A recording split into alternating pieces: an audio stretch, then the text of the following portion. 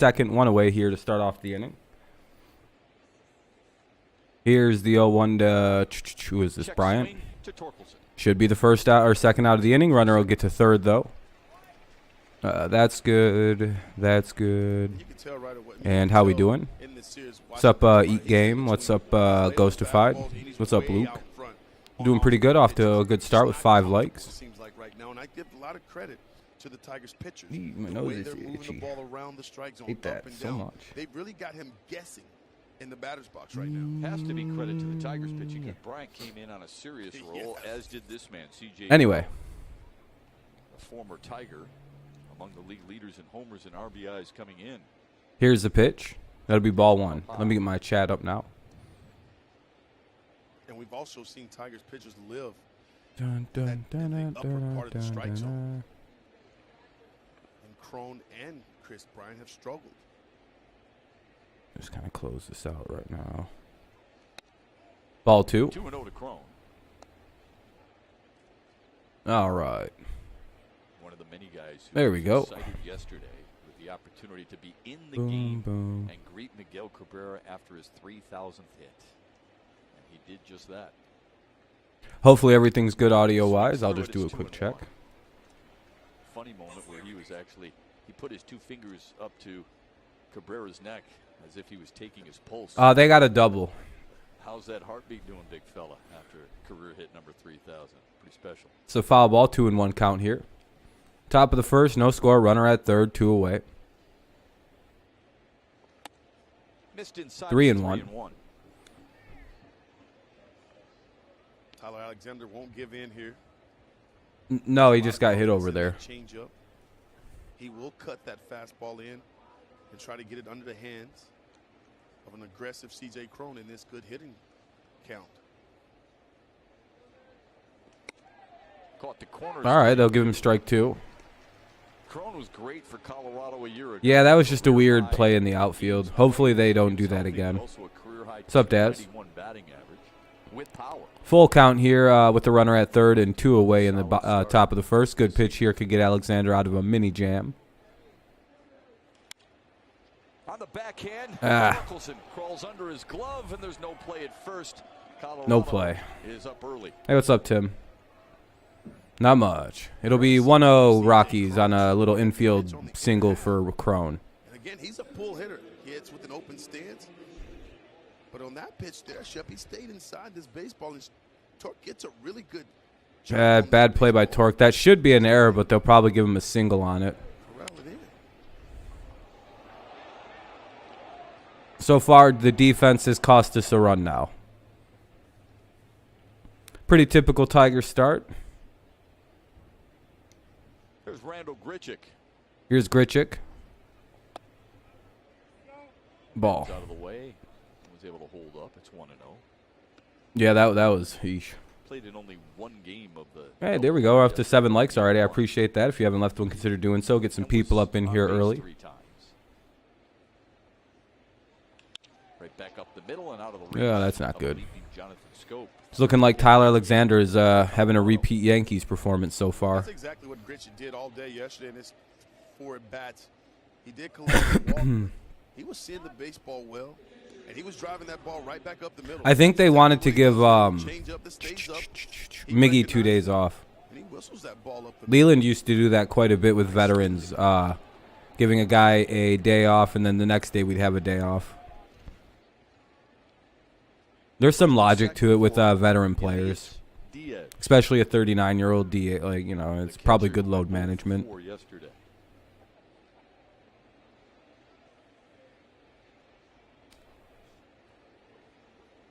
He was behind the plate. Yeah, I would have had Haas DH over Meadows.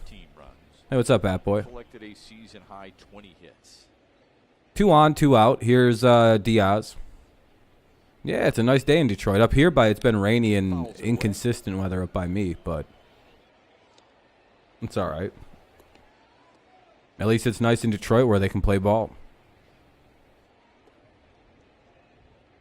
Looks windy and down there, though.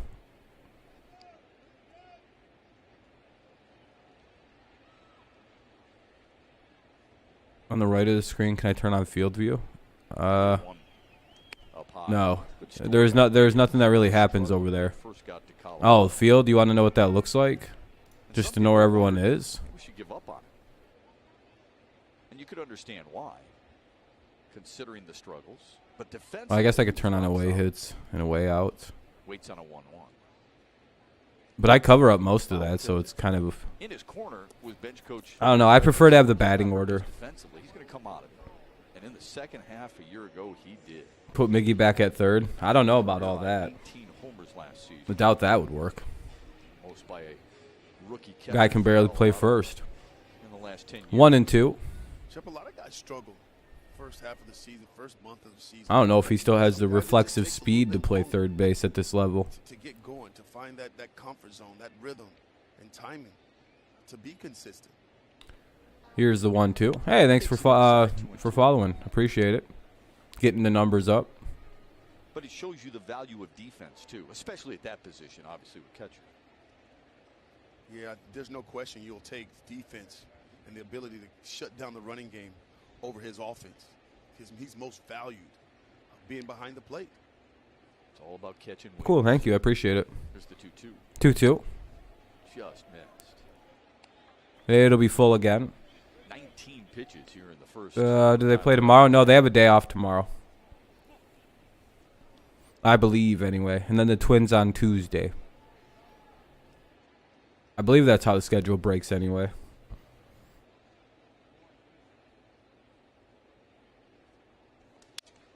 And fouls it away. It'll be full yet again. 3-2 count. 2 on, 2 out. 1-0 Colorado already leads. Alexander struggling yet again.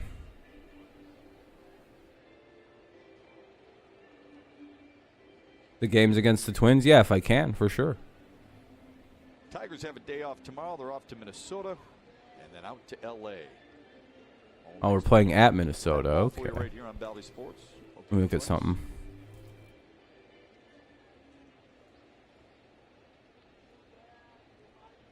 Seven. Hey, thank you for following. Colorado heads to Philly after this afternoon's matchup. Another 3-2. And he walked him.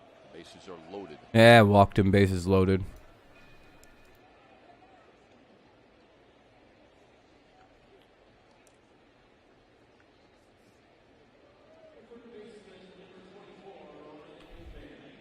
Taking a look at the Wednesday's a little questionable. I might be late. Thursday I should be able to do, but I've got classes those days, so it becomes kind of complicated. But we'll see. What's up, Charles? You may stay more. Oh, that's all right. I don't really care about rain later on. Yep. Yep. There's multiple errors this inning. Bases are loaded. Yeah. Yeah, I'd rather have Tyler not start, but we're kind of out of starters right now. What's up, Amir? First pitch is outside 1-0. It's going good. How's it going, man? We're facing the Dodgers, I think, like next week. Yeah, we got the Dodgers coming up. Yep. Challenge for any pitcher in any situation. 1-0 count here for McMahon, and he flared it up. All right, Tigers will get out of it. They'll escape with the bait. Oh, well. Woo, the ball kind of took an extra route.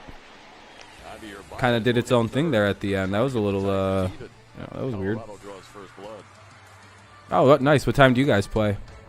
Oh, you guys are about to start? Like 1:30, it looks like. It's a weird start time, like 1:30. 1:40? That's still a weird start time. I guess it's no different than 6:40. Still, 40 is a weird sub-time. Anyway, bottom of the first coming up here. Bottom of the first. It'll be Grossman, Meadows, and some guy named Baez, or Jay Baez. He plays shortstop. So it'll be Grossman, Meadows, and Bay. I don't know how to say his name. Candelario, Scope, Torkelson, Haas, Barnhart, and Badu. No more Willie Castro. Braves game? I don't. Who cares? Well, good luck to your team, I guess, man.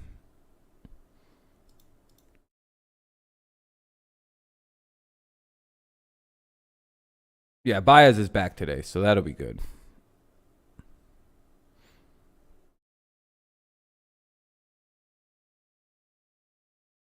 The ball's blowing left. Yeah, probably. There's a lot of wind.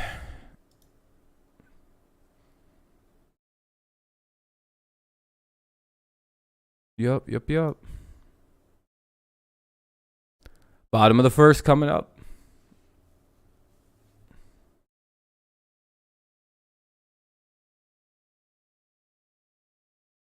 They're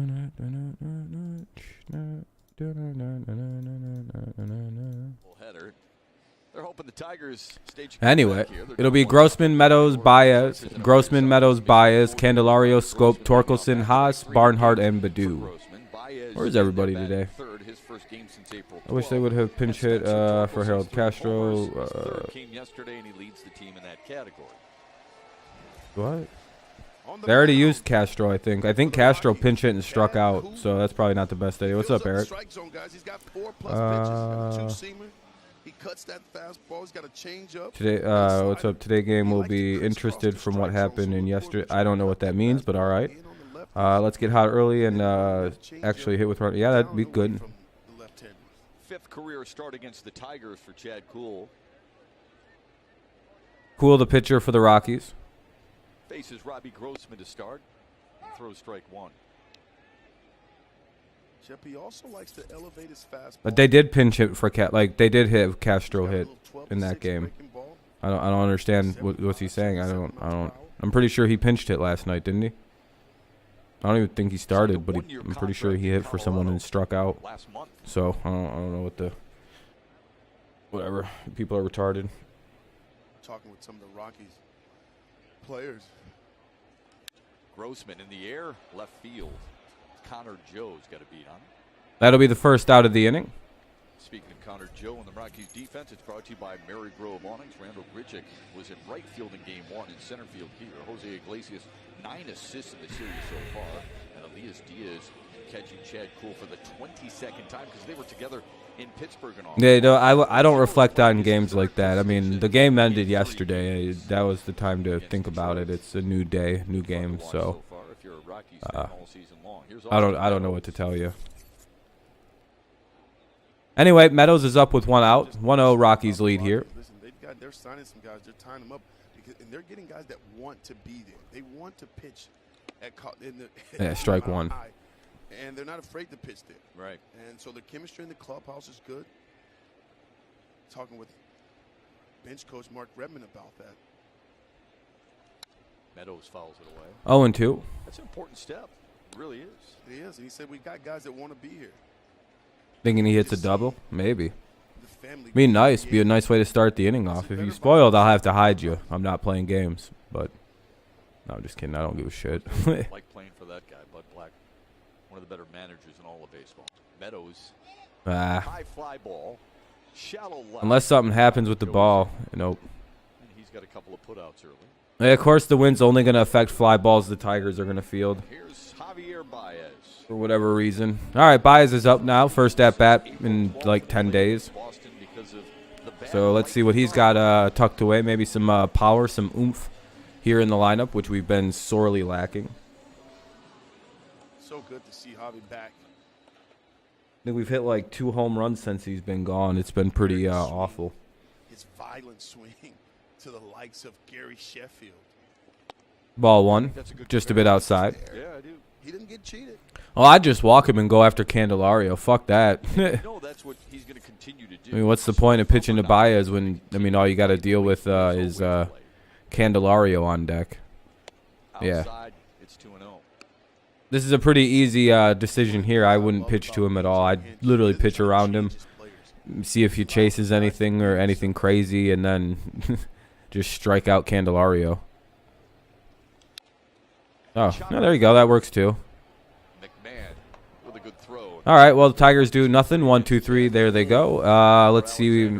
Maybe they'll get a good inning in the top of the second and get them 1, 2, 3 themselves. It'll be Iglesias, Trejo, and Joe. Iglesias, Trejo, and Joe. Tigers go 1, 2, 3. We'll see what. We'll see the second inning now. Well, that was a fast first.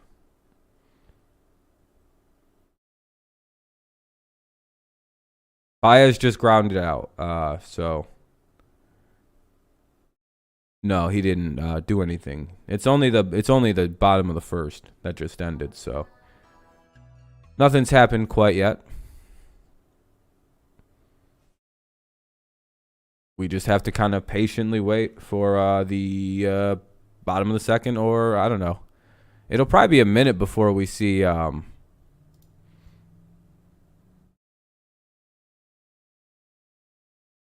He was trying, yeah, before we see Baez again. And Barnhart, I think, is batting like 8th or 9th, so we won't see him for a minute either. But top of the second comes up. We'll see Iglesias, Trejo, and Joe. So 8-9-1, 8-9-1 here for the Rockies coming up. They lead 1-0.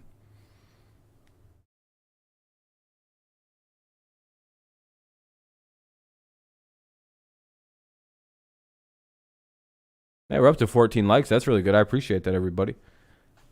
Pretty cool. If you haven't left a like, consider doing so. But I think most of you have, based on the number of people in here. But if you haven't, consider doing so. It helps out. Gets a few more in here.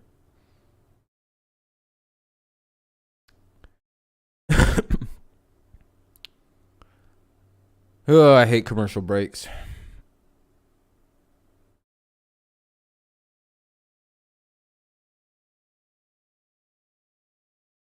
Just waiting. There we go. Jesus. What's up, Jacob? It's gonna go full throttle. Yeah, Mir, they're awful. It just is like but at least they're a lot shorter than other sports. I don't know. I feel like baseball commercials got sped up in like how long the breaks are. How much do you love that? We'll make it our Miller Lite report. There is no such thing as too hot outside unless it's like 130 degrees. 120 and shit like that. 70 is gorgeous, Luke. Yeah, basketball commercials take like 5-6 minutes a pop. Football's not bad. They're about a minute to two, like 90 seconds. Baseball feels like a minute, if that. 0-1 here for Iglesias. It'll be Iglesias, Trejo, and Joe. So 8-9-1. Got to get the easier outs here at the bottom of the lineup. Even though Iglesias is hitting pretty well this season, so got to be careful here. 0-2, good pitch by Alexander. It was 88. Oh, shit. If you live in Florida, yeah, that might be a different story. You're outside. That's nice. Let him run. Good stuff. Thanks, John. Here's the 0-2. To Jose Iglesias. The number 8 hitter slaps left center. Should be an out. There. And it was. Toledo. Jesus. Iglesias was that's pretty warm. I guess it got pretty warm here, like 78. So that makes a bit of sense. And I'm pretty high north, so. The reason why at the end of after the Yankees walk it off, some of the Yankees fans were throwing. I was a fan of that, Eric. That may be controversial, but I think that was hilarious that the Yankees fans did that. I'm probably alone though. One away here in the top of the second, rather. Top of the second, Rockies lead 1-0. 0-1 for Trejo. He's hitting 375, so he's another guy you got to be careful with here in the Rockies lineup. But again, I think this is only the second time they've played outside of Coors Field, so their numbers are a little bit weird because most of their games have been at home. So it's like us doing it because we have they revere him so much. I think the Indians players, if they didn't want to have garbage thrown at them, first they probably shouldn't have shit talked a bunch of the players, or the players shouldn't have shit talked the fans. What do you think's gonna happen? Second, I mean, maybe if they weren't garbage, the Yankees fans wouldn't have been confused and been like, well, we're just putting the garbage where the garbage goes, with the garbage. Like, how are the Yankees fans at fault when they see the trash cans that is the Cleveland Guardians, and they're like, what? That's where the garbage goes, is where with the other garbage. I see that as just trying to be responsibly not littering. In all honesty, I needed that, he said. Like, maybe if the Guardians didn't want to be confused with trash and have trash thrown at them because like goes with like. I'm just playing around. Popped up to Jonathan It was weird that they were throwing full bottles of beer. Maybe empty is a little okay because it's not as heavy, but like with the liquid, that becomes a pretty dangerous thing. 1-0 count here with 2 away. I guess my point is I find it lighthearted. 2-0. 2-0 to Connor Joe. Guy with 2 first names, Connor Joe. Joe Connor. You wouldn't be able to tell if he was saying his name backwards or not. With a home run off Bo Brisky. It was his second career. The full bottles were a little far, but I don't think it was disgusting. Now 2-1. It was a lot of like wrappers and like hot dog buns and shit I was seeing get thrown. It's like, yeah, that's not that big a deal. And Connor Joe didn't miss it. He greeted him. I think the White Sox will. I feel like the White Sox last year started off pretty bad and then turned into one of the best teams in the AL. I think this is like very similar. This should be the 3rd out of the inning, and it is. All right. Quick, fast inning. That was good. We needed that one. All right, bottom of the 2nd coming up. Good job by Alexander. It'll be Candelario, Scope, and Torkelson. Candelario, Scope, and Torkelson. Yeah, it happens, though. I don't know. Bottom of the 2nd coming up. It'll be a commercial break. I get what you mean, though. It's not really safe or cool to do, but, like, I don't think it's the worst thing fans have ever done. It used to happen all the time. I think they were just trying to calm him down. Yeah, very much better 2nd inning.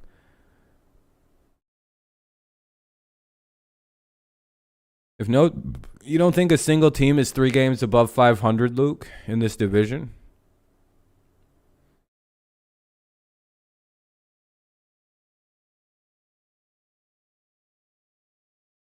Yeah, that's the worst example of fans.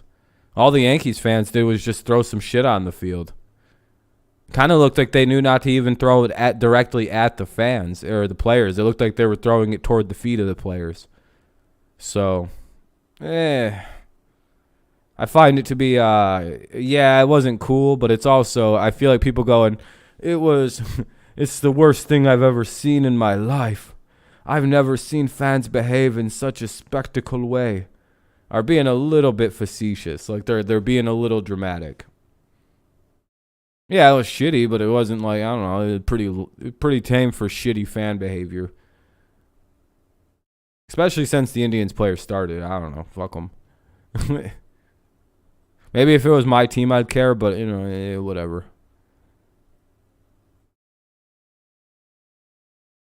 No one got hurt. No one got hit with any garbage. Maybe like a hot dog bun. Feels like a non-issue, Anyway, Candelario, Scope, and Torque. Candelario, Scope, and Torque. More than likely, those fans will get banned if they can pinpoint who threw what and yada yada yada. What your collection of baseball bats are worth, and I'm thinking about getting one. Oh, you want to get one of them collector bats? Those are pretty cool. The list goes on and on for his accomplishments. Yeah, so are those beers. I'm shocked they'd throw those. And just focus on his accomplishments. So how much did you learn last year about yourself? Yeah, the beers are super expensive too. 2-0 here. A ton. You learn a lot about yourself just based on where your stuff plays and confidence in yourself that you belong. I think that's the biggest thing that I took away from last year was like, hey, my stuff's good enough to get guys out at the big league level. But yeah, you're right. I'm surprised they just waste that kind of money. They must have been pissed. Yeah, those probably aren't cheap what they were throwing. Like Rangers won 3 in a row. Yeah, you guys are celebrating. Rangers best team in the AL. One away here in the inning. Candelario gets out. Now up will be Scope. Mir's like, damn, I've already watched almost 2 full innings of this game somehow, and it's only been on for 24 minutes. Your breaking ball and your changeup. I'm going to tune into a Mir stream later. It'll be the top of the 3rd. I'll be like, God damn, this is going to be a long one to watch. With those pitches in the offseason? Yeah. Maybe the top of the 3rd. I went to Mets and Yankee Stadium. Oh, that was pretty. Did you get to see them play each other, or no? Those tickets are too expensive. Scope pops out, 2 away. You start in about a couple minutes here. Good luck to your team. Good luck to your team. Good luck to anybody's teams who might start playing soon, the Braves or the Cardinals. Saw Mets Cardinals. Oh, that's pretty good. At least you can always see the Cardinals play when when you have that happens. 3 games against 3 very different offenses. Whenever the Cards get to come to New York, you're like, oh shit, I can just kind of go watch them play each other. I forgot I could just travel to the Mets Stadium. It's not that far. Going out, obviously, I have a game plan, and kind of Torque's up now with 2 away and a strike 1 thrown. So I'm obviously going to pitch a little bit different to each lineup, but I'm going to continue to go out there and be aggressive. Doesn't matter who's in the box. I'm going to throw my stuff and execute as many pitches as I can. Torque hitting 214 with 3 home runs and 8 RBIs. And vibe of the game, and then let Ball 1. Let me navigate my way. Average slowly creeping up. Scoop, just watching you, though, it just seems like you're very confident and you're throwing every pitch with conviction. Am I seeing that? All right, here we go. Oh, yeah, I feel like you have to be. I think that's kind of what helps, the fastball and everything play up. Oh, hey, there we go. Hey, nice little base hit the other way for Spenny Torkelson. You can tell Cabrera's been one of his mentors. Nice little oppo piece of hitting there. If you're babying something or not throwing something with conviction, I feel like they can kind of. You know what that does, though? It really helps to set up them not being able to shift on him, even though it's going to be banned next year and probably later this year. They'll probably early implement the shift ban in about halfway through the season. I think that simply because offense is off to one of the worst starts it's ever been off to. I actually think the league, across the league, I think the league is hitting like 230 right now, which is fucking awful. And it's primarily the shift. The shift is killing baseball, killing offense. I've got to witness 2 very cool accomplishments. Like the only shifting you should be allowed to do is forward and backward, to play for a bunt or to back up on the infield a little bit. For the rest of my life, going backside off mats, I thought that was an incredible pitch. First off, it was and like shade left or shade right on the infield alignment, but like it needs to be 2 guys on the infield per side of the base. Like the way the rule I think is going is 2 side, like the 2 sides of second.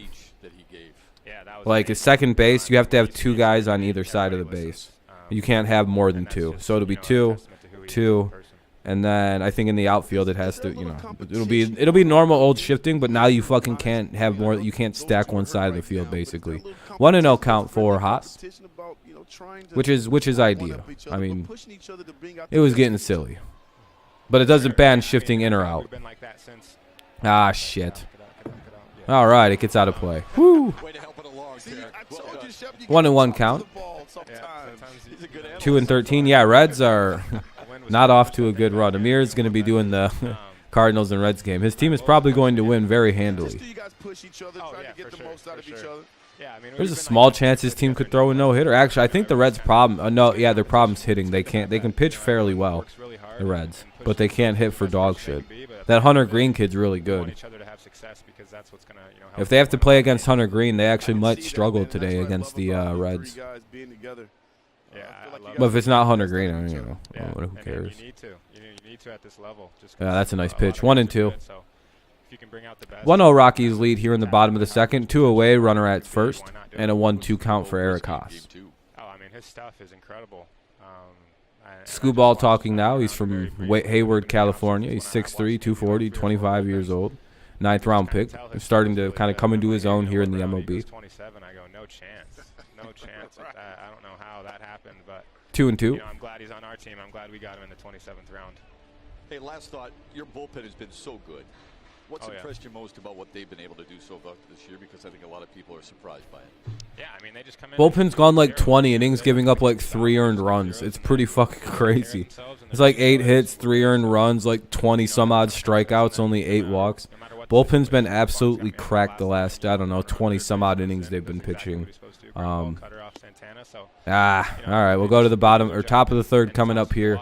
A strikeout by Haas. And this guy, Cool, is dealing. It'll be Blackman, Bryant, and Crone. Blackman, Bryant, Crone. So 2, 3, and 4. Blackman, Bryant, and C.J. Crone here in the top of the third. 1-0 Rockies lead. It's a commercial break. You never took care about the shift in baseball, but oh, stupid. Yeah, I'm not a big. I know other people, and it may be an unpopular opinion, but I'm very against the shift. I feel like it's like in a weird way cheating, and I know it's like what I thought you were approaching. That literally, it feels like a dirty play. to just kind of be like, well, 90% of the time, this is where he hits it, so let's stand right there. Yeah, I get it. I get that it's smart and it's good coaching. But at some point, it's also kind of horse shitty, right? Like, why not just play the second baseman or the shortstop back a little bit into their left or right, just a little bit, and they have to just make a good play at the ball instead of, they don't even have, it's like a lack of skill. I don't know. I feel like the shift just allows players who can just stand there and catch the ball to succeed. I don't know. I don't think it creates lazy defense. I don't know. What's up, Judy? How's it going? You having a good day? Waiting for the top of the third. But I do think that like maybe once or twice a game, maybe even 3 times a game, a team should be allowed to kind of break the rules and shift a little bit. But, you know, you need to have an offensive equivalent to that, which I think should be if a team is shifting, you can shift 3 times a game, or you know, you can kind of bend the baselines a little bit. I don't know. If you can kind of field wherever you'd like, I think running wherever you'd like would be a fair trade-off. Caught in a rundown, you make a hard juke out to the left and kind of juke left again and juke back right and slide kind of in forward to the base instead of from the side. I don't know. What's wrong with that? Why are baselines so strictly enforced? Johnny Kane, Mickey York, Dan Petrie. I'm Matt Shepard. Glad you're with us on this Sunday. A little breezy, but family's out in full force. Wouldn't it just be as good a strategy to just not run into baselines? I don't know. It feels arbitrary as defensive positioning rules. You know? If we keep the shift, I think we abolish baselines. I think that's a fair trade-off. But again, I don't think people, you know, people hate offense in baseball for some reason. 2-0. Everyone says we need more offense, but when we do things to help offense succeed in baseball, everyone gets like, everyone starts panicking. Oh, you can't get rid of the shift. Can't move the mound back. The heck. Actually, those things would do so much help for baseball. No play. Good play by Baez to get there, but Blackman was moving pretty quickly there. Ball was hit very slowly, and they'll have a leadoff infield single for Blackman. Now up is Chris Bryant with 1 on and nobody out. Yeesh.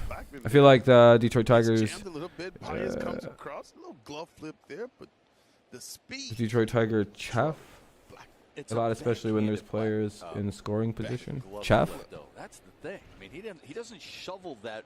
What's Chef? What do you mean by that? He does it with his backhand. That is not easy to do. All right, 1 on, nobody out. Top of the third, Rockies lead 1-0 here. Alexander is the pitcher. Chris Bryant fouls the pitch away. Well, what's the benefit of the doubt for the old Tigers? Oh, by the way, Andrew Chafin is expected to make a Toledo Mudheads appearance this afternoon. So he's officially doing his rehabilitation starts. I think he's expected to join the team in like 3 days. As long as like he has like two, maybe 3 good appearances, they think he should be fine. So Andrew Chafin should be here pretty soon. Not a bad pitch, right? Oh, yeah, Tigers are super competitive. They're just young and lack some. A lot of their hitters are just so young and like lack clutch hitting, and it's just a few things. He gave up that leadoff homer in the first. Oh, Brisky's getting to stay up. It looks like, huh? Are they giving him another start, you think? Listen, giving up that home run might have been the best thing for me. I was able to tunnel my focus and then get. He definitely earned it. I mean, he pitched really well. He just gave up a couple dingers. After the shock of the second. He's starting against LA? All right, well, good luck, kid. Playoffs next year? I think so, Luke. Yeah, this is, 80, like I said, 85-90 win team. But again, 85 wins might not make the playoffs. There goes Blackman, the throw. God, we haven't gotten a single runner, it feels like, this year, stealing-wise. What's up, Kenny? What's up, Steelers Nation? Were those rumors legit about Miami wanting to trade for Brady? I don't know. Probably not. Steelers Nation. I mean, he doesn't let balls get past him, but he just can't throw anybody out. You have to force that pitcher on the mound to pick that leg up, read you, and go and throw the ball to first base. If he doesn't, you'll be able to steal a base there. And Charlie Black. Well, runner at second now, nobody out. Welcome back, Eat. I don't believe him, Steelers Nation. There's always some shit about Brady out there. Like 50-50, it's true. I don't know. Rings up, Brian. Hey, strike three anyway. All right, I'll deal with. I'll take that. One away now. Runner at second. Due up is C.J. Crone. Take a look at the location here. Like, did Brady really want to try and buy part of the team and become a owner player? I don't know. I doubt it. The other way, especially against the lefty. Would that have been funny? Yeah, it would have been pretty. It would have been pretty funny. On that inside fastball. I'm sorry. With that express pitch, because that's what he likes to call his fastball now. At 90, it's an express. The express. Don't get it twisted. Nah, Dodgers don't know what's about to hit him. We're about to throw a no-hitter against him. Great demeanor about him. I'm calling it right now. Brisky throws a no-hitter against the Dodgers. I don't want to bother him. No, I don't care. He's not one of those guys. You're on your computer now? Oh, you can't talk to a Oh, pitcher. cool. I'm glad you're watching on the old computer. A check swing. And it's 1-1 here now for C.J. Crone. Runner at second, top of the third, one away. 1-0 Rockies lead here. Playing ping pong with Alex Lang, but playing. Let's see what old Alexander has for C.J. Crone. You had to take full swing. Tigers legend C.J. Crone played in 12 games. Most of the leagues that he was ready for the start. Got hurt and just kind of vanished from the team. We just never seen him again. I don't really even know what happened to the guy. I don't even think he got that hurt. I think he was out for 10 days and they just cut him. They're like, we're good. This guy stunk. Well, I don't know. He never really got a chance to stretch his legs out. Yeah, we seen what we seen. Get him the fuck out of here. I don't even know what happened to him. Well, they put him in fucking AAA and just forget that he existed. About midway through the year, they're like, shit, we got C.J. Crone. Why didn't anyone tell us? 3-1 now on Crone. It was a nice piece of hitting, though, by Crone. Yeah, we own the draft rights to Patrick Mahomes in baseball. Always fun to think about. We should see if the Royals will give us some money. What, you guys don't want the draft rights to your owner? That's pretty pathetic.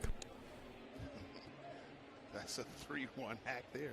Full count now here for Crone. The other way on that swing. Give me a heads up next time, will you? Get the head Can I out. stop saying no? I'm not going to censor myself, bud. This is a grown-up broadcast. Chase you to the middle of the dugout anyway, wouldn't it? It would. Good thing we got off with Tarek Scuba when we did. I feel like he's got him set up here, though. We believe in freedom of speech. Unless you criticize Israel. Right side. Can they get to it? Foul territory. You slow Foul of a run bastards. for Grossman. I'm doing good, Kenny. How you doing?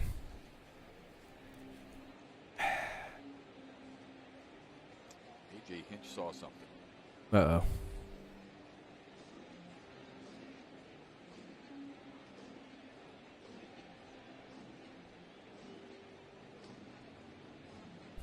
Is Tyler hurt? All right, eat, Message sleep. from your Southeast Eat, Michigan game, Ford sleep, dealers. repeat.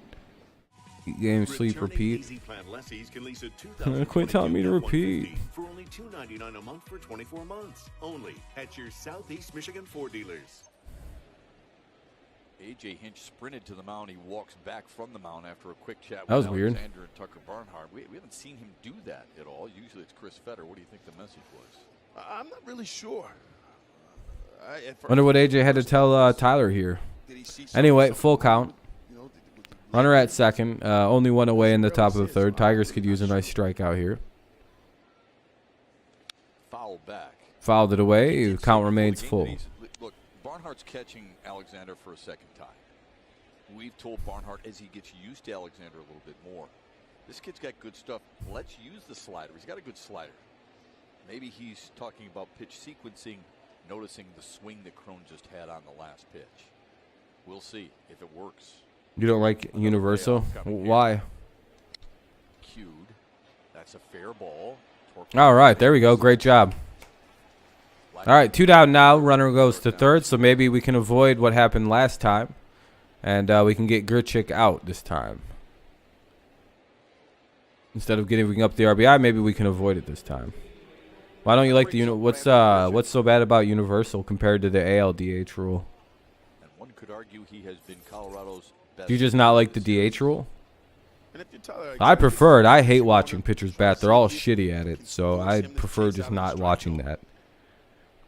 And I like the idea that there's a position that allows really good hitters to, once they can't play first or third or right field anymore, to stick around a little bit. Oh, okay, yeah. No, I hate pitchers batting. It disgusts me. and I'll give you an honest thing. A lot of the guys who pitch don't like hitting at all. Like, I would say 90%, maybe even 95% of pitchers despise batting after a while. Like, it's like, I don't want to hit. Like, my least favorite part of baseball was probably having to bat. I was like, oh, fuck, man. I just want to pitch. Mike Trout. Struck out a lot. I had good power, but I just struck out all the time. It was fucking awful. I got hit all the time. 2-1. I didn't. Traded to St. Louis in 2000. No, our pitchers aren't batting. Nope, we'll be using a DH. It's just like the COVID year. Everyone's using DHs now. It's great. 2-1. Oh, that'll be a run. Deep left center field. Well, that'll be 2 runs. That's gone. Damn. Well, 3-0 Rockies lead here in the third. 2-run homer by Grichuk. Talking about Grichuk and how he's really seeing the ball well. Lyler Alexander. Early in the season, getting good pitches to hit. And guys, this Tyler's an he L-Mans. did not miss any mistakes over the heart of the plate. Hadn't expanded the strike zone either. And so it's just another good example. We can't hit with no outs. We just can't do anything today. God damn it. All right, well, it's 3-0. Almost the same scoring pattern as yesterday's game that we lost 3-2 in. We'll see if we can shut it down here with 2 away. Diaz up with the ball 1. Traveled 414 feet. Love having this reliever as a starting pitcher. I wish our pitchers could get healthy. For Randall Grichuk, and here's Elias Diaz. 2-0 to the Carlos Correa was pitching for us today. We'd be better. 2-0. So unlike Tyler Alexander finding himself behind in the count. Well, the Twins I'm not worried about. That's 3-game sweep for us coming up. Easy clap. 3-0. Seems like he's just off a little bit. But the Dodgers, yeah, that's not good. 3-0. 3-0. What are we doing? Why aren't we pitching this guy? He's not that good. Putting the hitter on the defense, but today that has not been the case. Yeah, doesn't walk many. What is Tyler doing? Tyler, throw a strike. Swinging 3-0. There you go. Caught by Candelario with third. Good job by Candelario. Good play on defense there. An infield single and a 2-run blast. I was going to say, why were they pitching him that guy of all people so carefully? Barnhart, Baddoo, and Grossman, 8-9-1 for the Tigers. Barnhart, Baddoo, and Grossman. Barnhart, Baddoo, and Grossman, 8-9-1 for the Tigers. 3-0 Rockies lead.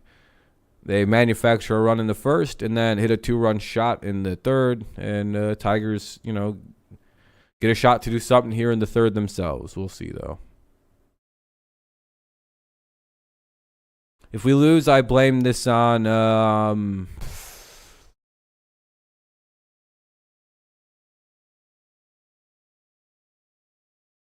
Mike Maroth. That's whose fault this would be. Blame that guy. So I'm just gonna think of old former Tigers to blame.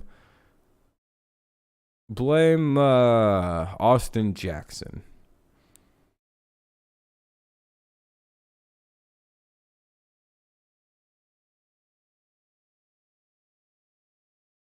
Blame Jose Lima. We gotta do something. Yeah, I hope it's not one of them games where we score in like the 7th, 8th, and 9th inning only. But again, I don't know. Those aren't the worst things, only because those games tend to like just fly by. So it's like, all right, it's not the worst thing. It could be worse. Could be watching a slow burn ass awful. Hey, we're at 21 likes. Thank you guys. I appreciate that. You're all very, very kind. We hit the like goal. That's pretty cool. If you haven't left a like, consider doing so. But, you know, we have a pretty good amount so far, so that's cool.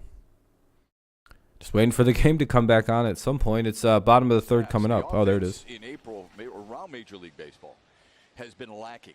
What do you think the reason for that is? Chubb, there's no question. It's about the shortened spring training, the 3 weeks. 8 runs per game, 15.5 hit, 15.15 hits per game, and 1.77 home runs per game, all at their lowest in a very, very long time.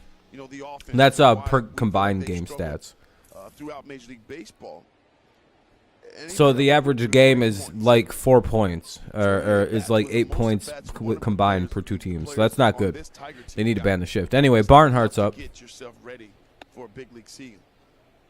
Ball 1. In the normal spring training, 6 weeks, 60 at bats. It's an average. So just think, there's 30, 40 at bats that guys just didn't get. So I think that makes sense. Seeing a lot of guys off to Ball 2. starts. We've said this for a while now, and that is that there's a reason they have 6 weeks of spring training. There is a reason. It's not Yeah. just a random number. They're pretty. They understand how this works pretty well in baseball. Hey, there we go. Right field line and in There we go, Robbie Grossman. That's that is Barnhart. second. Oh no, he's out. Double, and he will slide in there safely. Oh wow, he actually got in there. That was a very ugly, very, very close situation. It was an ugly slide. Kind of a bad throw, but Iglesias almost got his ass anyway. God, he's so good at shortstop, though. Takes a really nice, short, compact swing.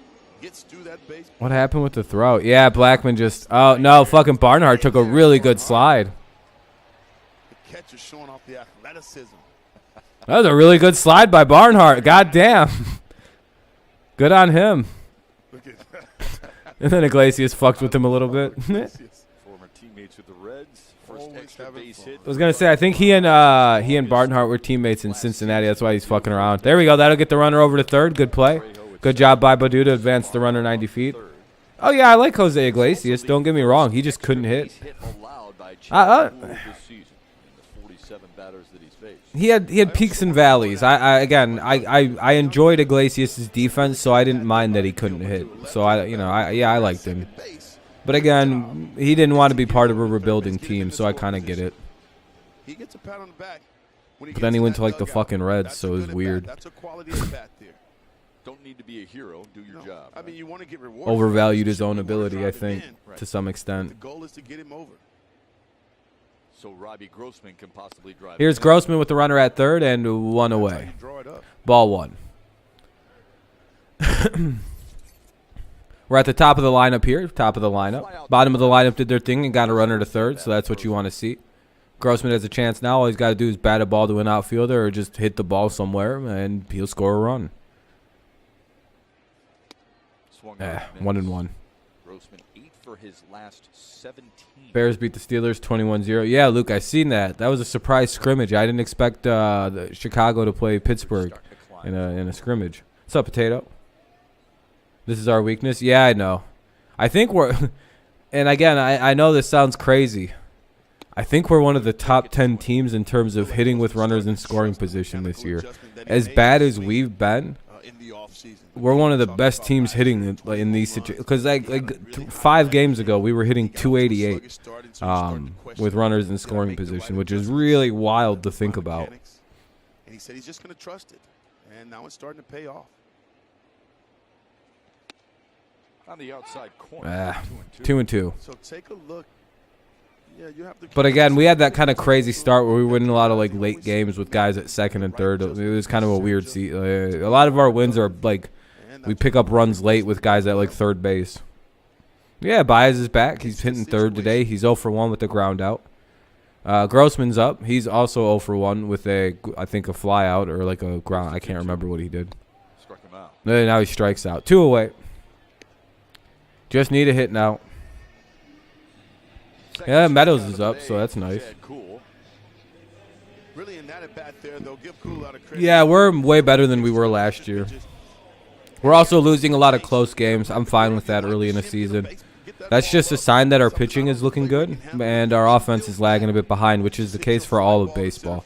So basically, we're playing at a pretty normal level. So I'm happy with it. Here's Austin Meadows. Like we're not the only team that can't hit right now. That's most of baseball. But we're also pitching well, and we're playing sometimes good defense. So I don't know. I'm pretty excited. This is basically just like another 3 weeks of spring training, the first few weeks of the season. So I don't know. Austin Meadows today. Seems like he's never anxious in an at-bat. All right, 0-1 though for Meadows. Runner at third, 2 away, bottom of the third here. Rockies leading 3-0. Here's the pitch. There we go. What a great trade. What a great trade, man. Meadows. Uh-oh. Oh, he gets back to first. Woo. Man, he is so good. How about Austin Meadows right here, picking up his teammate Robbie Grossman? And what a good fucking instincts to get back to first. No, they're giving Miggy the day off because they want to. They're kind of, how Jim Leland used to give certain players, like veterans anyway, the day off, and then like we'd have a day off, which was rather confusing. I think Hinch took that lesson from Leland with the give a veteran a day off, and then we have it's like 2 days off in a row. They kind of, I don't know. I think that's not the worst thing in the world to do for some players, to give them 2 days off, especially Miggy. Now up is Baez with the runner at first and 2 away. Baez takes a healthy rip, 0-1. Who, Meadows? Yeah, Meadows is fucking crazy, dude. He just boom, boom, boom, boom, boom. How'd you get Austin Meadows? Clutch. I said, I want you to think about this. He's under team control for 3 more years after this. He drove in 106. No, but Leland also gave, like, purposely would give guys, like, I think you're misunderstanding what I said. He's not all that expensive.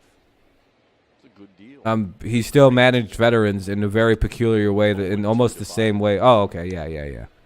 Yeah, but I think that's something Hitch learned from Leland, actually, about the way he gives you give vets days off. And it's a pretty common practice, actually. Oh, yeah, Javier Baez, yeah, he strikes out. That's what he does. I mean, he's an everyday player. Are we not used to that? A productive. Yeah, he's delivering. Everyday player. Here's the 0-2 on Baez. Hopefully he doesn't chase a bad pitch, but that's that's his name. All right, there we go. Hey, there we go. You guys, if this was the old Javier Baez, he swings at that pitch that was bounced like 15 feet in front of the plate. He's 39. He just turned 39, right? So, yeah, giving him 2 days off isn't bad, especially after, like, the emotional highs of yesterday. So, let him kind of just mentally calm down, get ready for a day of travel tomorrow, and get ready for Minnesota. Minnesota, eh? What's going on?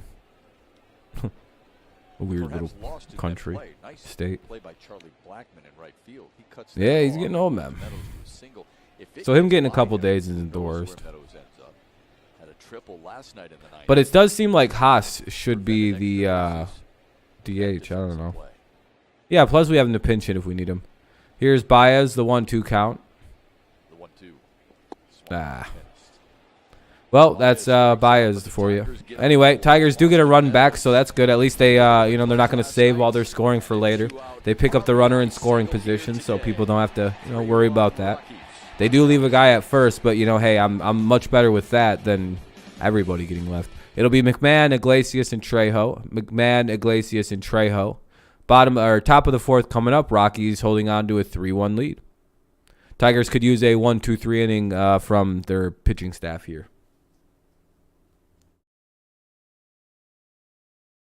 I would say that's almost vital for them to have a chance at winning this game and kind of stealing momentum away.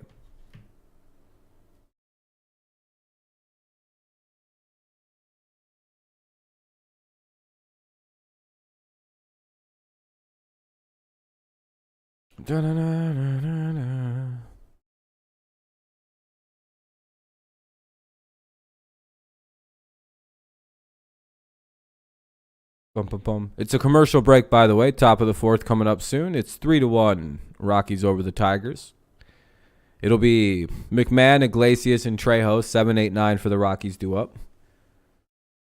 Hopefully that means a quick couple outs for the Tigers. Hey, we're up to 21 likes. If you haven't left a like, consider doing so. It helps out with the getting people in and yada, yada, yada, so on and so forth.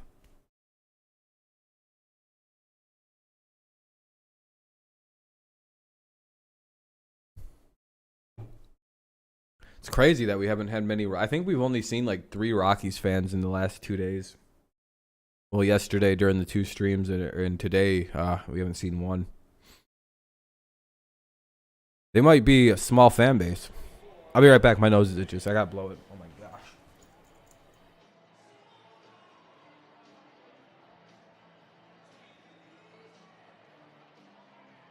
Well, we welcome you back here to Comerica Park. You know, A.J. Hinch has admitted that they've been working on this roster configuration basically the entire first month of the season because of the rash of injuries. Big news coming down today is the fact that Matt Manning and Casey Mize are both headed to Lakeland, Florida to continue their respective rehab programs. So for Casey Mize, remember, he's been out since the 14th of April, been dealing with that medial sprain in his pitching elbow. So that'll be his first opportunity getting a chance to throw, which will be down south. For Manning, he's on the injured list with that shoulder discomfort. He did play a little catch yesterday, guys. He's no longer scheduled to throw a bullpen on Wednesday, so it's a little slower ramp up than they anticipated. He's obviously going to miss more than what was initially hoped of missing just 1 start. Johnny, who's due to come back anytime soon? Anyone? Well, the next one to come up would be Chafin, right? Andrew Chafin, we haven't had a chance to see. Obviously, he was a big acquisition for this Tigers bullpen, so that could be Tuesday. Could be Wednesday, could be as late as Thursday, but that'll be the next I'm back. move as far as getting some depth in the bullpen. Yeah, really important piece. Thanks, Johnny. Oh, there's a Rockies fan. What's up, Sin? Also a little slow to heal. You They peeled back his throw. you fan of the old Mountaintop Boys? I don't really know what the nickname for the Rockies would be. This one's grounded to The Mountain Men? He'll take it. Torkelson takes the pitch and gets 1 away. And they want to make sure Chu McMahon grounds out. Now up is Iglesias. Man, holy shit, my nose is bothering me today. You see the laundry list of injured players there. We were talking about Funkhauser. It would be great to have Chafin Fucking back. itchy as shit.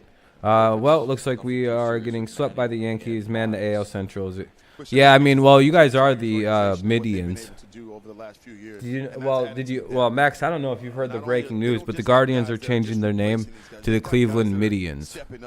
And being very productive. It sucks, but I mean, you know, you think about guys like Hutchinson, who has pitched it's the truth, well on a, unfortunately. this year on a minor league deal. Yep. Jacob Barnes, Will Vest. Anyway, 0-1 on Iglesias. Are pitching their way into high leverage situations. Foul ball. And they've been coming in out of that bullpen. Yeah, it just was announced like seconds ago. I'm surprised you haven't heard about it. I'm most impressed that they're very prepared. Sad. They've used them a lot. They understand that, but they've performed really well. So it's about pitch selection. It's about execution. And 0-2. those traits have been very good from his bullpen. Off the glove of Candelario. Baez from his bare hand, not in time to get Iglesias. Should be an error on Candelario, but they'll probably just rule it a hit because they don't give errors anymore in baseball. I just like the fact that Baez has always seemed to be around the base. It's really weird that the Tigers scorers never give this team an error. When they're home, the Tigers scorers refuse to give this team errors. Iglesias, but I just love that he just follows the ball. Yeah, I told you, Max. It wasn't fake news, bro. The Cleveland Midians. They said they're also going to give away all their good players to the Tigers and the White Sox. But it's not like they're going to do that all at once. It's just over time because they're too cheap to pay their players. Got him. Iglesias is aboard for the 3rd time in the series. Anyway, Iglesias gets on with 1 away here in the top of the 4th. Here's Alan Trejo. 0-1 for Trejo. Big year for him because it's the first time he's made an opening day roster. Good for him. Love seeing those dreams come true. Yeah. 25-year-old from Los Angeles fouls it back. He was Colorado's 16th round pick in 2017. Played his college ball at San Diego. The Indians are going to get Cody Clemens back for Bieber and Yerman Mercedes for Jose Ramirez. It's a pretty good trade.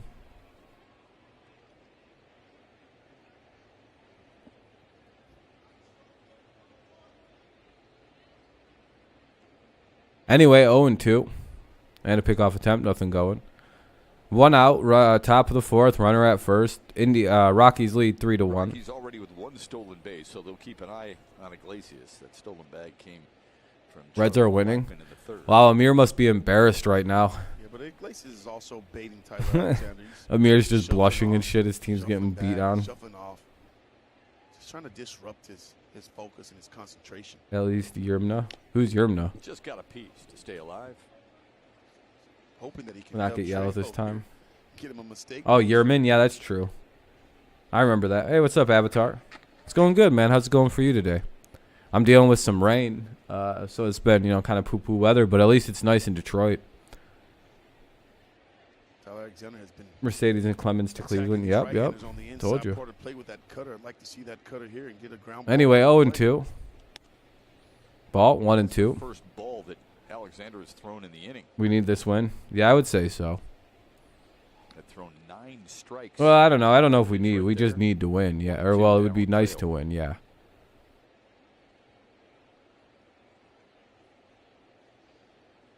But being a loss away from 10 wins or 10 losses wouldn't be good. Foul territory. Should be the second out, maybe, depending on how far it gets.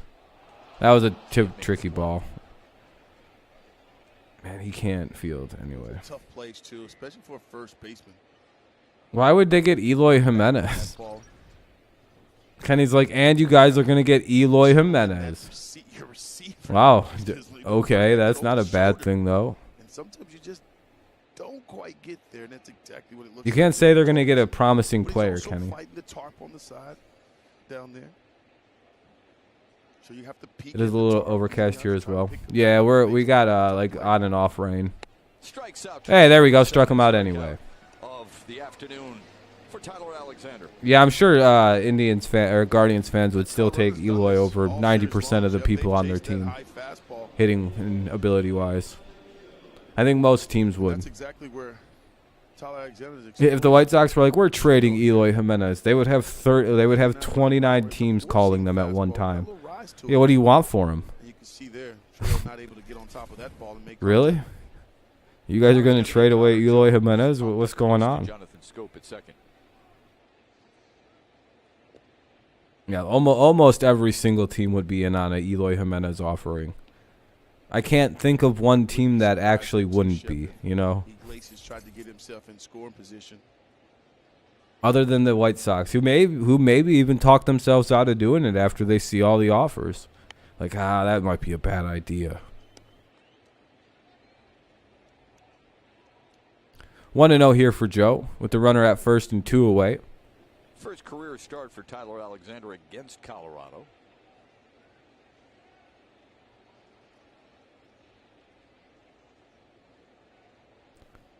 Pitch number 72 on the way in there for a strike. Sure, Glenn, good pitch. Guaranteed that will be one of the things that he will talk to. This will be the third time through the lineup for Tyler. Number of Welcome back. pitches. Eat. How you doing? The fact that he's just usually much more around. 1-1. He's been today. Runner at first, 2 away in the top of the 4th. 3-1 Rockies lead. Here's the pitch and popped it away or fouled it away. 1-2. Connor Joe puts together some good at bats. He really does. He makes the pitcher You work. good? Glad to hear. Glad to hear. You weren't, I'd have to, Just beat the doesn't shit seem out of to you. Give away the at bat.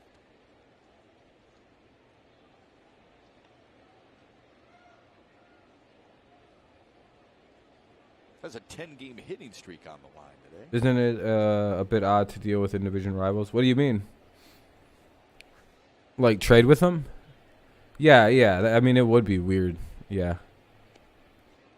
But also, I don't know. As long as it's not like a major player, yeah, that probably is the end of the world.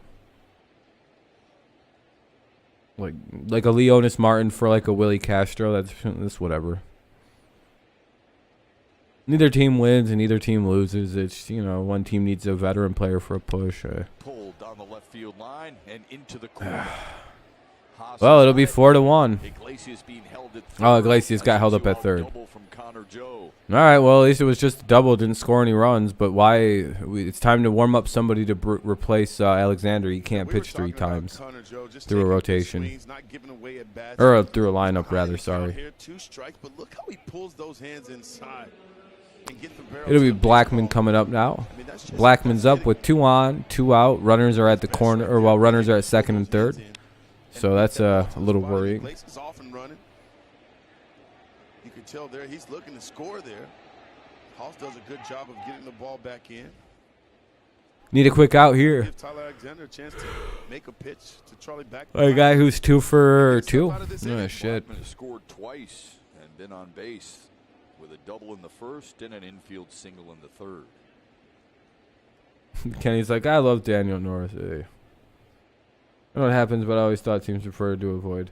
Yeah, but again, I think, Christopher, it's like a scale thing. Like, you probably won't see teams trade like their top players in the division anyway.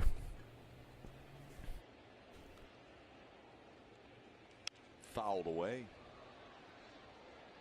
But everything's different now. You never would have thought a team like the Rays would have traded away Austin Meadows before. Get himself a But hanging here, breaking here ball. we Look at are. how He recognized that pitch, stops there, and he just drops the head on this pitch. We keep putting back up pitcher, but put Greg in.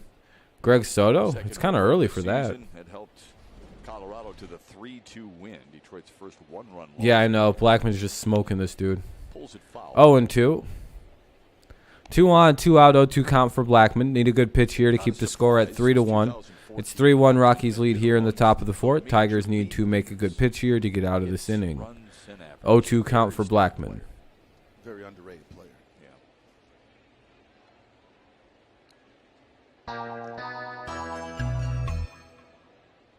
Let's see. Alexander needs a big out here.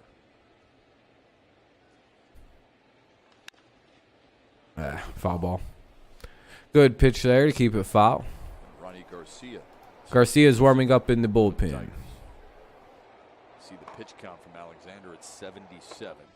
Yesterday's long reliever, Drew Hutchison, pitched a couple of innings. So that leaves Garcia at the disposal of A.J. Hinch today. Who, Alexander? Yeah, he's a reliever. Playing him straight up. Here's another 0-2. They didn't chase. Good pitch, though. 1-2. Last thing I don't mind that as a chase pitch. Give a run back to the team when your team just got you on the board in the previous half inning. No, you want to go out and put up a 0. 1-2. 2 on, 2 out. Hey, what's up, Peter? Puts it low. 2-2. And again, though, you're watching the at-bats of the Colorado Rockies. And they're Yep, not giving it to errors. Tyler Alexander. Yeah, that's He- pretty much. he's Yeah, not that's giving pretty it much to him. right, He's Max. trying to see if he can force him to chase pitches out of the zone, and they're just simply not doing Giving it. the Yankees free wins on errors. Yesterday. 2-2. Ripped to right. Man, that's a field two-base for a hit. Iglesias scores. It'll be Connor 5-1. is in there sliding. That's a 2-run single for Charlie Blackman, who's had himself quite a day.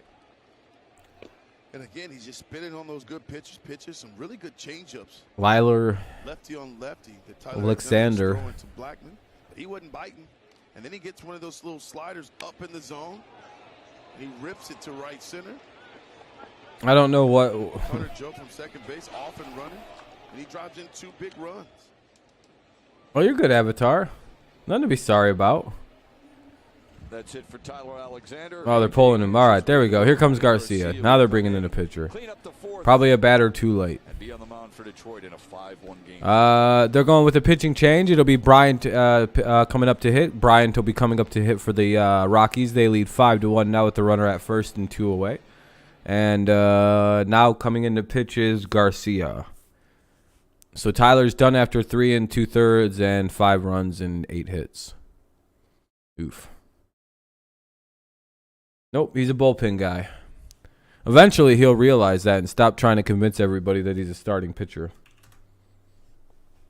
Oh, there, you're fine, man. You don't need to feel bad.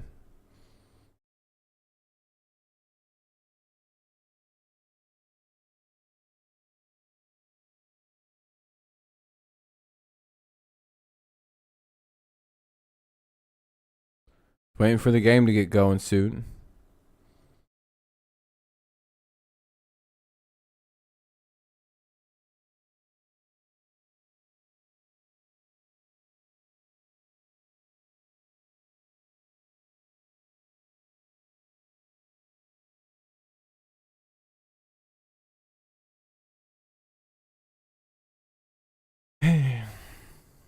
You're a Jays fan. Oh, I'm glad you're enjoying, man. I'm glad you're enjoying.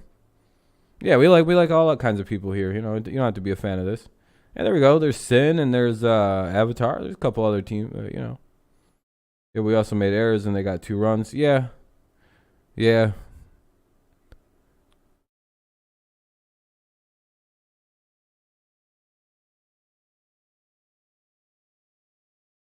I try to be, unless they're just being jerks like them Yankees fans that one day. That was annoying. Had to yell at them, smack them around a little bit. Riders in Sports brings you the all-new experience. Watch the rally every weekday on Bally Sports Detroit. Ronnie Garcia's in the pitch. It's a wall side. Glad you guys enjoy the channel. I appreciate it. His 4th appearance of the season. All right, let's see what Garcia's done. He's four times pitched in these 4 innings, 1 run. Fouls it away, 1-1. It's 1-1.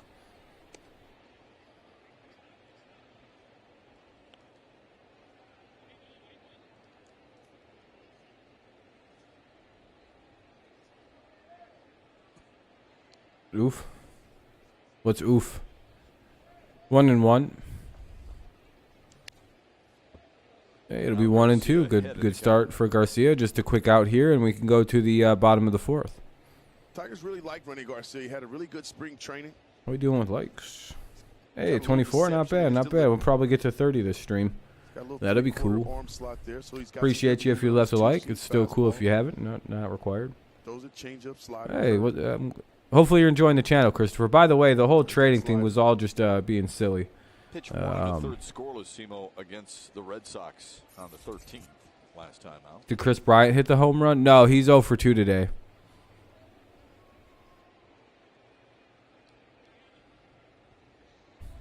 There goes Blackman. No, he comes Blackman back. steals. Great jump. Already 1 stolen base. Full count here for Bryant with the runner at second now. Kind of sad to be a lefty pitcher. And yeah. Just beat the hell out of you all day. Hey, there we go. For the 2nd time today, but more damage done. Came in to say that the AL Central may be the worst division in baseball. Everyone in this division is trash. Yeah, typical. I've seen a couple people come in and say that. But people are just haters, in my opinion. Candelario, Scope, and Torkelson. Candelario, Scope, and Torkelson. Candelario, Scope, and Torkelson do up here in the bottom of the 4th. Rockies lead 5-1 heading to the bottom of the 4th. They're getting offed. The Tigers will be fine, don't worry. Ye of little faith disturb me.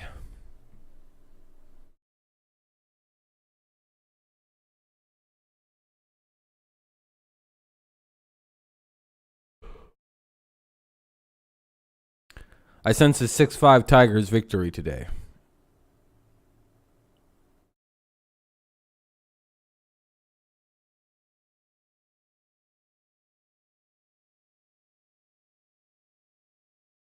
Yes. Yes, exactly, Avatar. Or maybe they'll lose, and our trend of winning the first game of a series and losing the next games will continue even against the Rockies or the Dodgers and Twins. I hope not, though. You know, the one thing I'm not looking forward to is the Twins series. Those were brutal games every time we played that team last year. Wait, at the Tigers game it's going to rain? It doesn't look like it. Looks like very good weather there. Oh, man. That hurts.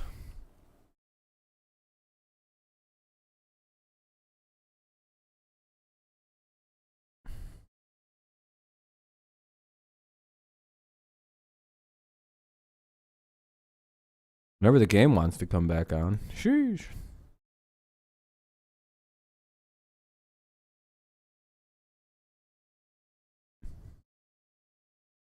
Dun, dun, dun, dun, dun, dun. Location tomorrow and receive a free small order of curly fries.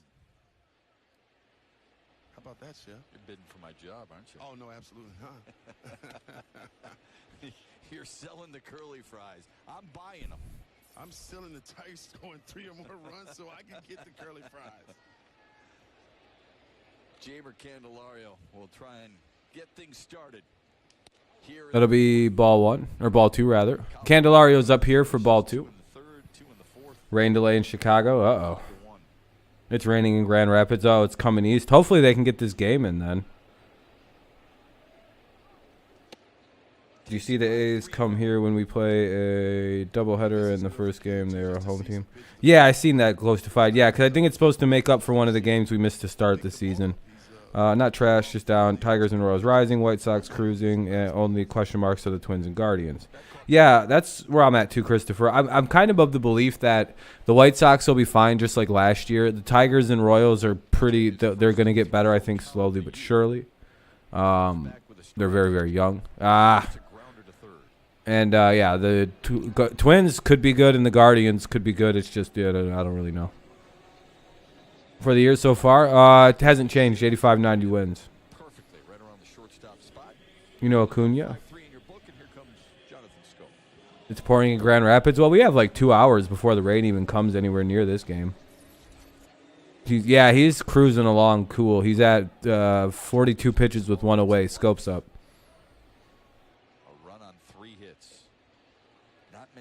We don't really care about the Rockies. It's not so much the Rockies that are beating us, but I would say it's our inability to hit that's killing us. But again, that's pretty much a trend across baseball, save like 5 teams. The Rockies being one of the teams that can hit early. Yeah, I got everybody's statement. Yeah, Royals stink though.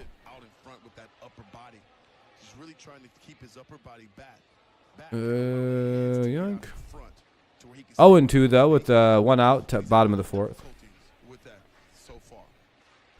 Rockies lead 5-1 here in the bottom of the 4th with 1 away, 0-2 count. Tigers could use like a home run or something to kind of spark things. Yeah, the sky has gotten pretty dark around Detroit. It's pouring in Grand Rapids. Uh-oh. They just finally showed the sky. That's not a promising sky. 1-2. Yeesh. Hopefully they can play through this fast. Yeah, Cabrera got the day off. Yeah, that sky looks terrifying. They hit a 2-run homer and manufactured it off a bunch of, just hits and stuff.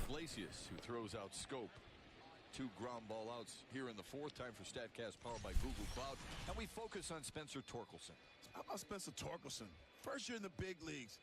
Looking like a veteran in the batter's box. Cabrera? I think you got it right. Big 3-run bomb. Apple taco. He's fun to watch. I'm sorry. He's just fun.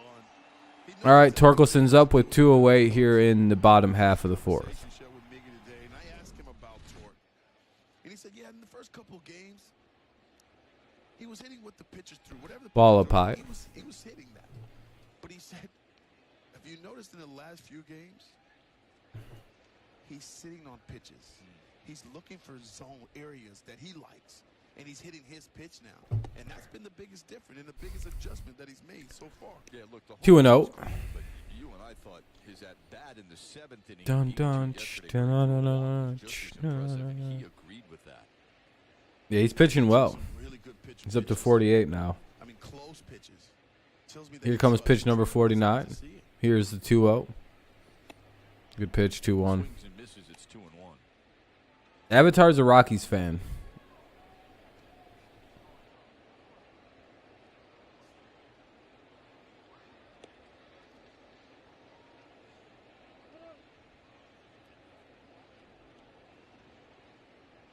Played his first major league doubleheader yesterday. He said, I feel great. Had a great time. Big cut in the miss, 2-2. All right, 2-2 count. You're comfortable with guys taking those kind of cuts on a 2-1, good hitters count. But one of the things I enjoy about watching Torkelson that he knows how to throttle back. He knows how to shorten up with 2 strikes. How about who? Well, I thought what was interesting, he said when you're in college, they pitch you in or pitch you away. That'll be called ball 3. What he's really had to adjust to is how much pitchers are throwing him inside. And he's going to have to get him out of there. And he's going to... Got under that one. Yeah. Flared it in the shallow center, and that's an easy play. And there's that's the fourth inning. Let's go to the top of the fifth. CJ Cron, Gruchek, and Diaz. CJ Cron, Gruchek, and Diaz here in the top of the fifth. Rockies lead 5-1.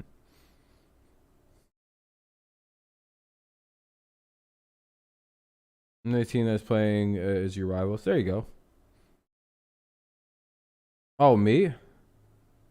Yeah, I kind of like the Padres. Yeah, I would say my second favorite team is the Padres.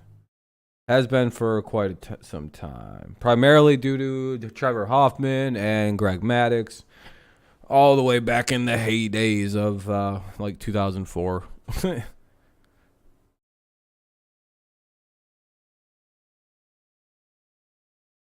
I admire the Jays having their lineup. Yeah, Jays' lineup is really well put together. Least favorite? I don't know. I don't really think about it like that.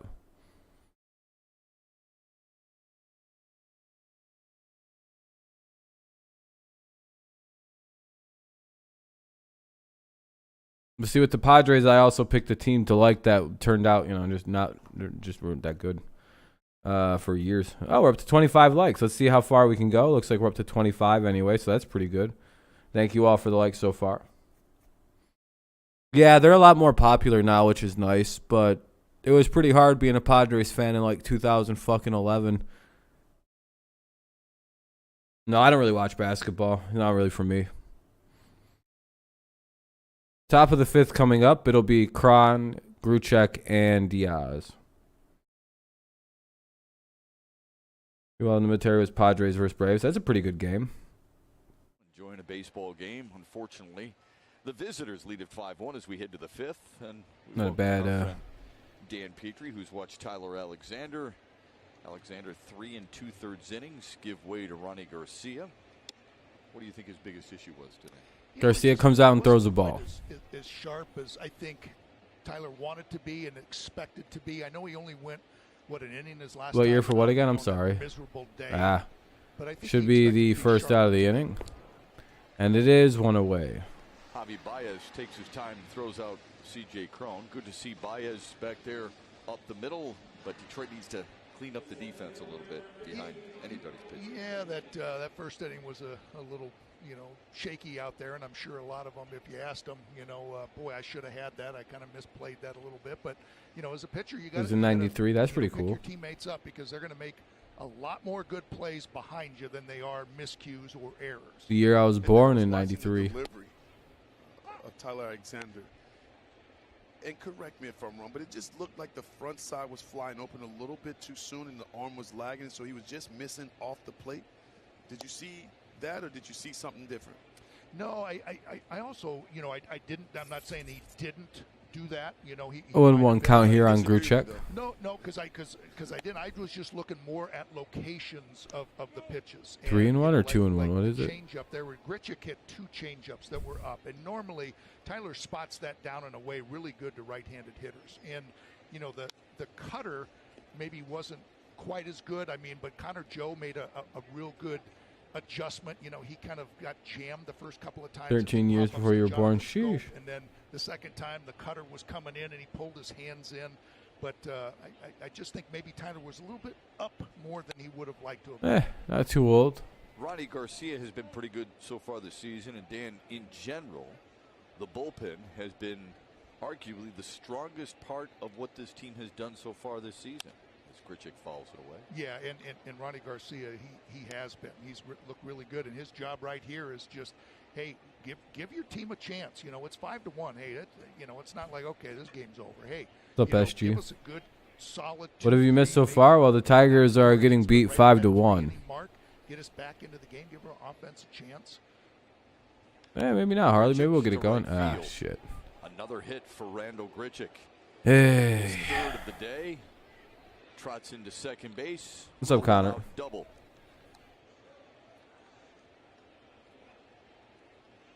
Do I like MLB The Show? Yeah, it's a fun game. Time for Chevy's strongest player. It's really a strongest group as much as anything else. This is how good the bullpen has been. The ERA at 2.35, the lowest in the team's first 14 games. Yeah, I play since video games. Yep. 1991. That is reliability. And I remember that year. Okay, yeah, that's pretty bad on the Cardinals. They're getting beat up on by the Reds. About Sheesh. this bullpen, I still think is there's a lot of competition down there, as you know. May You 3rd got is- Grichuk is from the coming up Jays here for pretty Tapia. quick. Yeah, Time good to pickup. have to trim a couple of, Now up is spots. Diaz with the runner at second and one away here in the top of the Everybody fifth. wants to stay here. So they're putting 5-1 a lot of Rockies pressure on lead. each They other. look to Not add rush to on the each other, but lead maybe with their they'll runner get at more. second. It's a good from one problem to away. have. Yep. And AJ Hinch told us. Be right back. I'm gonna, like, today. stretch He out. said, look, when we send down Jason Foley, he's got really good stuff, but it shows you the competitive nature that the bullpen has been able to establish and how hard it is to stay here. Well, for me, it's just showing the depth that the Tigers have. Not only now do you have guys that can come in, and you don't just have guys that are coming in and, oh, they're just replacing the guy. He'll be here for a little bit, and then they're going to send him out. They've got legitimate guys here now that have earned the right to be here, and they're pitching extremely well. Guys like Alex Lang have stepped up. He's earning high leverage situation. We know what Soto and Fulmer has been to that bullpen. But guys like Jacob Barnes have come in and pitched extremely well. Will Best. Will Best too. I mean, this is what the Tigers wanted. And this is what they needed. They needed some guys that could come in at the back end and in the middle of the ball games and get big outs, and they've got it right now. Really helps to have a guy like Willie Peralta come out of your bullpen Oh, too. yeah. We'll see how long he's in that bullpen. You know, I think they want to groom him to be a starter. I know Jason Foley. They tell him exactly what he needs to work on when he goes down to AAA. I know when you get that news, Simo, it's well, okay, you know, there's no shame in being sent down. We've got a lot of good pieces out there. Well, send somebody else down. I don't want to go down. No, you're absolutely right. Nobody's happy. No. Don't let us fool you. Nobody's happy when you get sent down. Wow. And they communicate well, and they'll tell you, hey, you got to go down. You have to work on this. Yeah, Reds are pretty rough right now. Most players, they take the criticism. and they Could be the take it second aside out. and they go work. And that's what And it Foley's is. going to have to do. 2 What down. they told Jason Foley to work on is, you know, better stuff earlier in your outing, and we need you to be better against left-handed hitters. Exactly. So he'll go work on that and see if he can fix it, and then earn a call back up. But in the meantime, as Johnny, You hope the Reds pointed out lose 8 earlier in the more? broadcast, Why is I'm that? really hoping that Andrew Chafin comes back, because he's been a big missing piece so far. And I keep thinking, you know, Lego Fender look at the White Sox, Lego they're supposed to be Fender the class of the division, Stratocaster. and, Oh, that's they pretty lost 6 cool. in a row. How Eloy big is it? Jimenez got hurt. It's just like, Tigers, stick around, get right there. I heard you guys talking about, you know, just earlier, maybe just how do you get 90 wins, you know, and Oh, man, you know, my it's mouth. just keep it close. Play 500 right until you get your entire roster back, meaning the Mizes and the Mannings and the Chafins and people like that, where you can solidify Javier Baez, when you can solidify that roster, and then you got something to work with. Yeah, that was a good shot of the standings. If you looked at the National League West, Colorado's only a game back. I mean, this is You is miss the way it is Andrew in baseball Chafin. right now. For A what? lot of teams clumped Just like in together general because in they're baseball, like experiencing as like a something baseball similar. That's player. Injuries and a tick down in offense. Yeah, I think this is going to be a challenging year, given the fact that it was a shortened spring training. Offenses have gotten off to this real sluggish Good start. pitch. 1 and 2. The one thing that remains, though, that one thing that you have to stay close is Oh. good pitching. Well, I've never really seen him play before, so And you definitely have to have a good bullpen. about Right 1 and now, 0. the Oh, Tigers' okay, it's a tiny little bullpen thing has then. really stepped All right. up, because I think that was a big surprise coming I into thought it the was season. some A lot like of guys like, model what replica. about your bullpen? Well, the bullpen took it personal. It stopped raining. Oh, so it's a quick rain. They're attacking hitters. Ah. The base hit to right. Throw it home. Grossman throws into second. All right, well, it's 6-1 now. This is getting They're up ugly. 6-1 thanks to the Ryan McMahon Uh-oh. RBI single.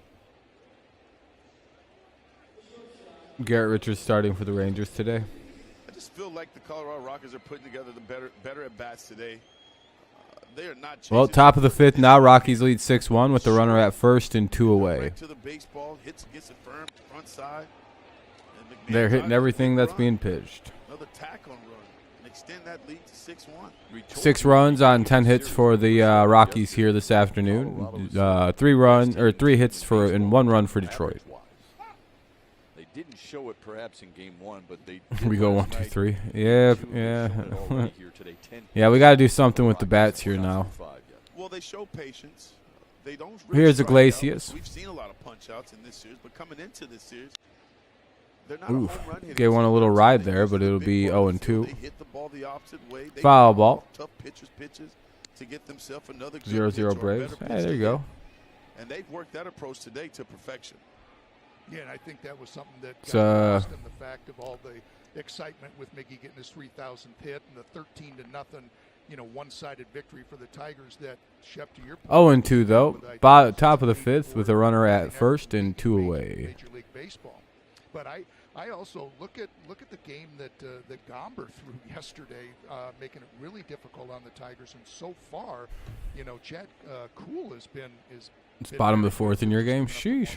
Lone run and only 3 hits. Pick off move, nothing there. Colorado's been aggressive today. So 0-2 count. And they've made the Tigers pay.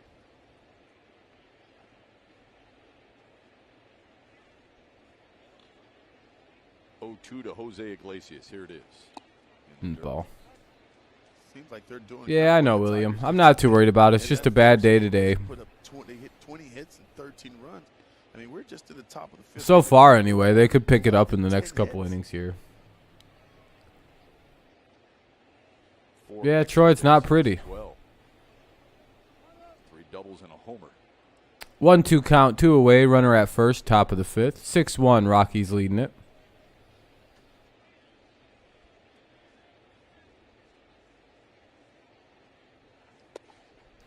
Eesh. 2-2. Struggling with the curveball is Ronnie Garcia. It's 2-2. I'm going to say you got to get that a little bit closer to the plate. That's one of those ones I know, our colleague Jack Morris, just non-competitive pitch right there. It's just nothing really in that pitch that's going to entice Jose Iglesias to swing at it.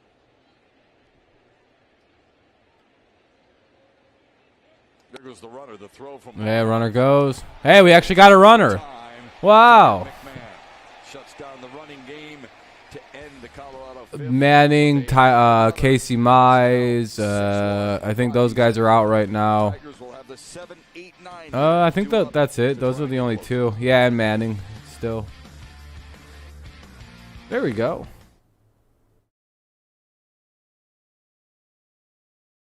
So once those guys are back, I'm pretty sure Tyler's out as a starter. Yeah, Manning has like weird shoulder soreness or some shit. I don't really know. Looks like Baду or Haas, Barnhart and Badu. Haas, Barnhart and Badu do up. Yep, Haas, Barnhart and Badu. 6-1 Rockies lead after 5. Bottom of the fifth coming up. Yeah, he'll be fine in the bullpen or something, but not as a starter. Teams figure him out too quickly. Like, he'll have a good couple minutes, and then, it'll just kind of all collapse on Tyler pretty quick. You get like 2 or 3 innings. 1 time through the lineup, usually. Let him gas himself after, a couple innings, and I don't know. He just, he becomes very hittable every time through a lineup, almost. Like, after every inning he pitches, he becomes more and more hittable. And every time through the lineup, it triples. It's pretty bad. Oh, Peralta would be a much better starter. At least you can get 5-6 solid innings. He just doesn't have a lot of pitches he can throw.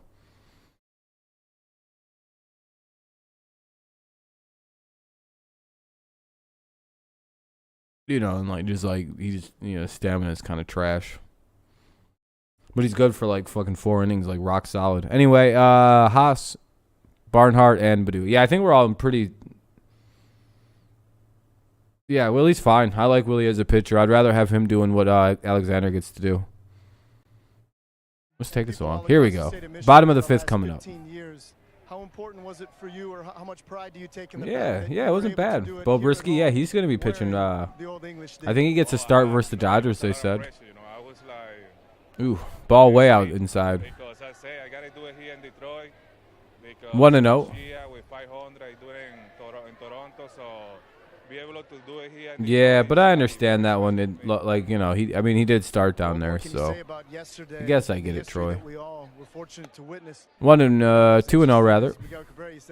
He said he couldn't sleep. He also said a little bit. Yeah. He said, I'm serious. I couldn't feel my legs. He's so nervous. I wanted to make sure. But that's his home. Here in front of the great fans of Detroit. One thing I'll say, I thought it was summed up the best by A.J. Hinch. He said, "We are watching a living legend. When you really think about it, it's true. Oh, yeah, yeah, we all Grandkids kind or of get it. What's grandkids, up, Joe? They're going to ask, man, you were there?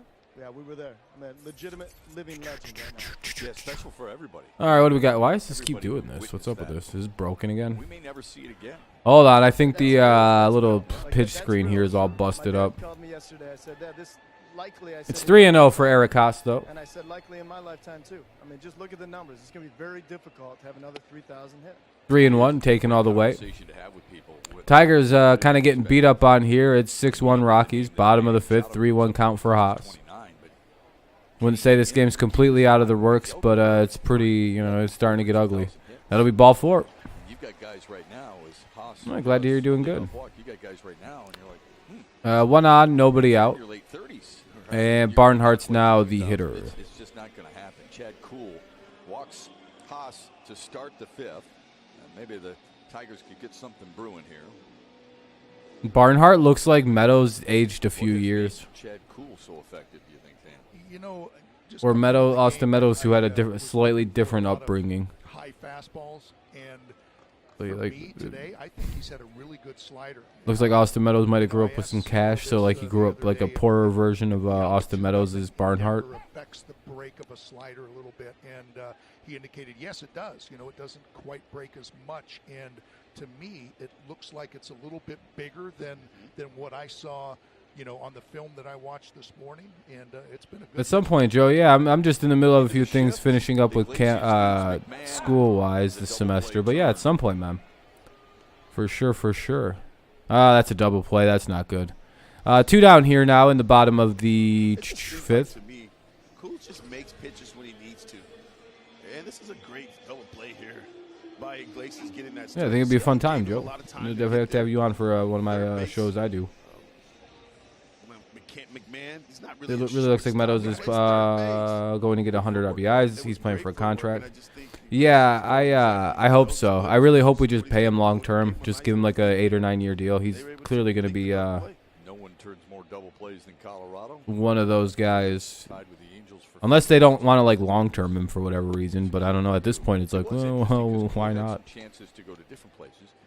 He went to Denver. Yeah, Ghost. It looks like one of these days today. You know, you find scooters in 2 down here in the bottom of the 5th. Tigers trying to get something going. Here's the 1-0 to Badu. And that's the inning. I'm going to sign here. Made a nice play there. All right, top of the 6th coming up. Tigers trail 6-1. This is getting pretty tough. Game always a pleasure. Eesh. Yeah, I would think so. Plus, like, it's rare to find, like, good power lefties anymore. Especially ones who aren't just trying to hit for power. So, like, I don't know. I like Meadows. I just hope we don't do something to screw it up and get rid of him.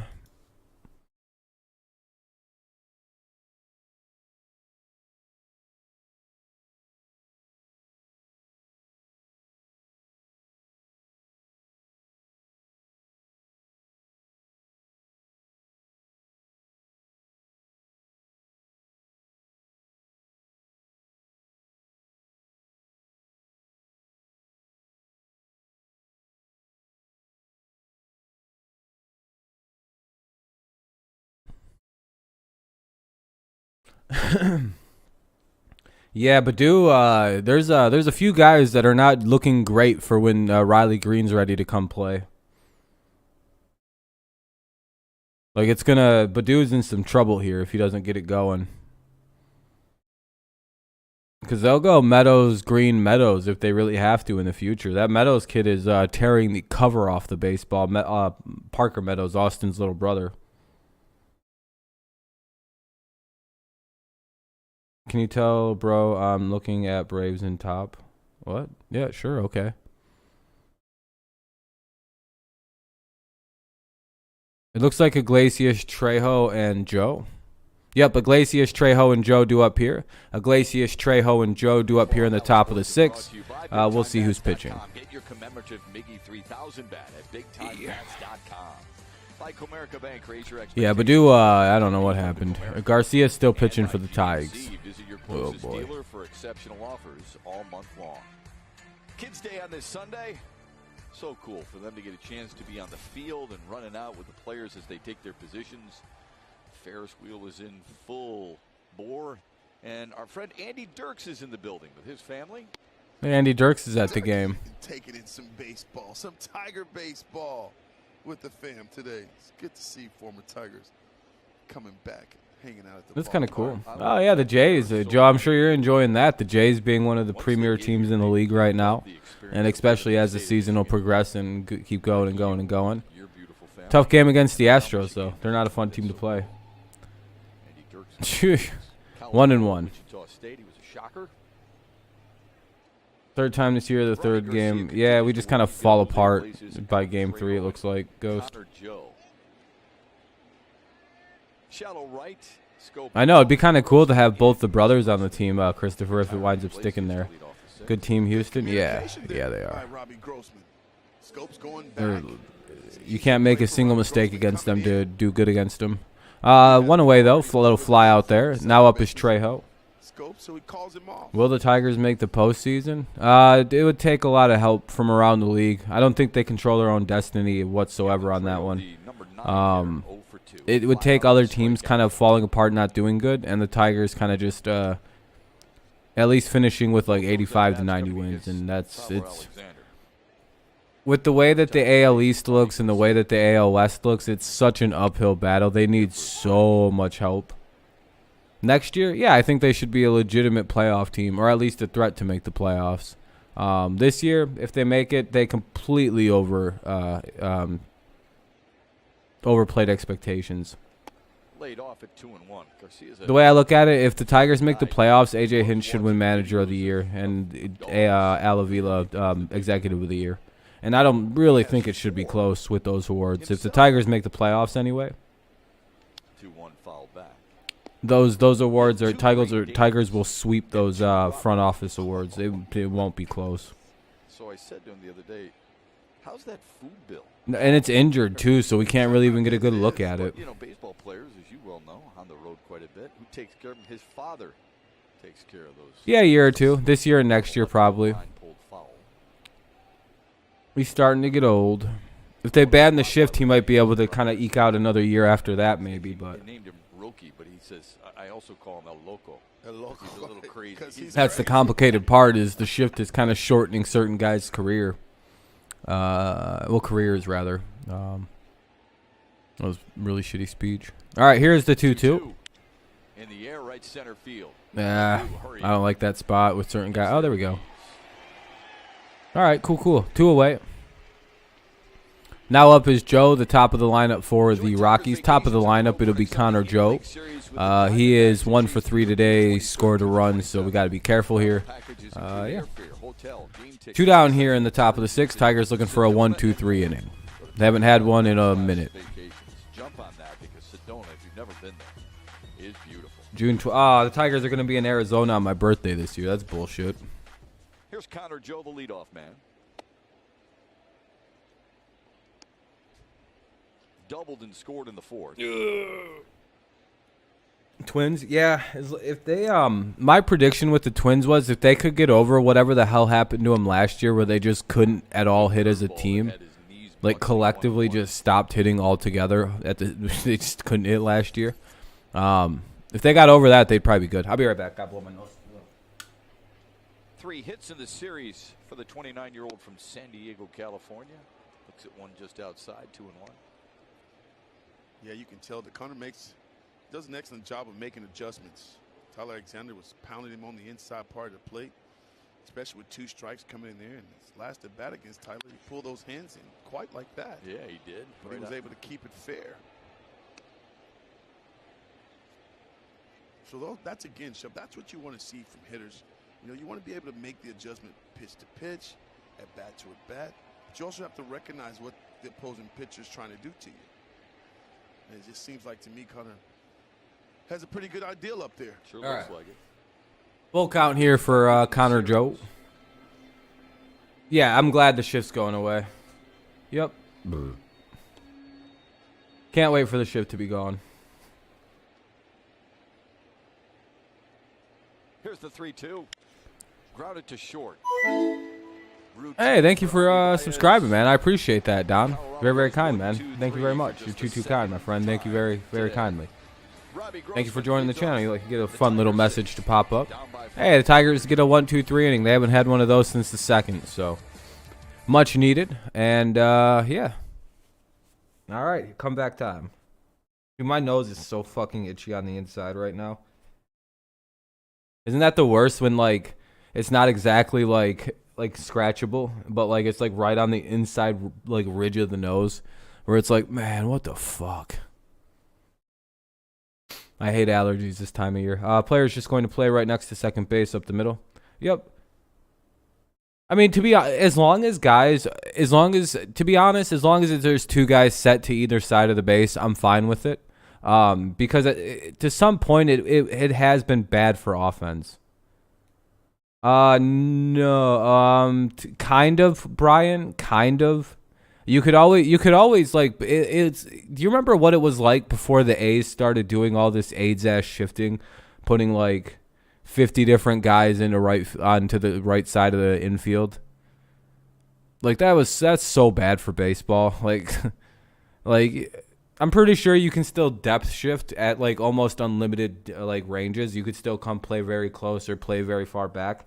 Like that's not a problem. The problem is stacking like the third baseman as the second baseman, the shortstop into shallow right, the second baseman as like a weird spot on the infield that doesn't really exist. And then like the first baseman's playing like shallow fucking middle infield. Like I don't even know what the hell was going on with some of these shifts, but it's been like, we need to stop doing some of this. They're like, I don't know, but I've often thought the a good middle ground to keep it around a little bit, because I do kind of like the schedule, like the there's like some part of it that does have like this cool what's the word I'm looking for, Guys on the left side, the more movement. Not schedule, but like strategy. There's like a cool strategy to it. But the issue to me with the shift at times is it's too often used, and like maybe 3 times a game if you could use it, there'd be something to it. But it's harming the game. What's up, Preston? I just feel like that the fielders are still yeah, I mean that'll be fine, Brian, but it's not as easy to get to a ball that's hit 105 miles an hour. Like they're able to now. See? That should have been a base hit. Hey, anyway, it is a base hit. Shift failed him. Who did the Rays get for Meadows? Welcome, enjoying the heck out of it. I'm glad you're enjoying it, Don. I'm glad you're enjoying subscribing. There's some other videos that are out there. Some are me a little intoxicated on for the members, but you know, it's like a pay-per-view things I do sometimes. You know, some views I just like to make them private for people, only for members. What's up, Pug? What's up, Wade? Yeah, it's a rough one so far. We traded Isaac Paredes to get Austin Meadows, an absolute ripoff. Extends his hitting streak to 6 in a row. And here's Austin Meadows. Yeah, I think they quit teaching bunting because of the shift. Driven in the lone Tigers run today. The shift also literally killed bunting. If you're wondering why people don't bunt anymore, what's the point? I think if you got rid of shifting, the bunt will come back. Like I know that sounds crazy, but like right now, it's one of the most useless things to do. Especially like, you know, with the advanced analytics. Like advanced analytics and the shift killed the bunt. Because right now, the only thing that's really good is a home run or a strikeout. Yeah, launch angle, exit velo, it's all, yeah, especially because of the shift. Because if you don't have a good launch angle and you don't have exit velo, you're not hitting home runs or hitting gappers. Stays outside, never really gets back in that box. 1-1. Yeah, this ump isn't the best, Ghost. Who started? Tyler Alexander did, Pug. They're human. They make mistakes. Old Tyler Alexander. Low 2-1. Poof. Meadows had that pinch hit triple in 2-1 last night. He said, you know, I pinch hit very often. Yeah, I get it, but like he just got away with those two. At some point, and he had faced Colomé plenty. He said Wouldn't the shift just making bunting easier? Yeah, but not in situations where you actually need to bunt. So I was waiting for him to miss. You know what I mean? Like, yeah, it would make it easier to bunt, like, and just for like a random like drag bunt base hit, but like actual like situationally, no, it makes it almost impossible, because they'll just fucking plug the middle of the infield and like put like 4 guys on one side. It's, you know, just stack it. 3-1 here for Meadows. He also fouled off some really good pitches. Yeah, it's too early to determine that, Peter, in my opinion. Here's the 3-1. Wave and a miss. I don't like making opinions off the first 2.5 weeks of the season, you know. It's what, 13 games into the season? What are we at, 6 and 8? So we're at 14 in. I don't think there's any grand statements that could be made. That was one of the things that he was great at, getting himself. Yeah, but yeah. It's also like, yeah, everyone throws really hard. It's a dangerous play. Break your hand on it. But also, you know,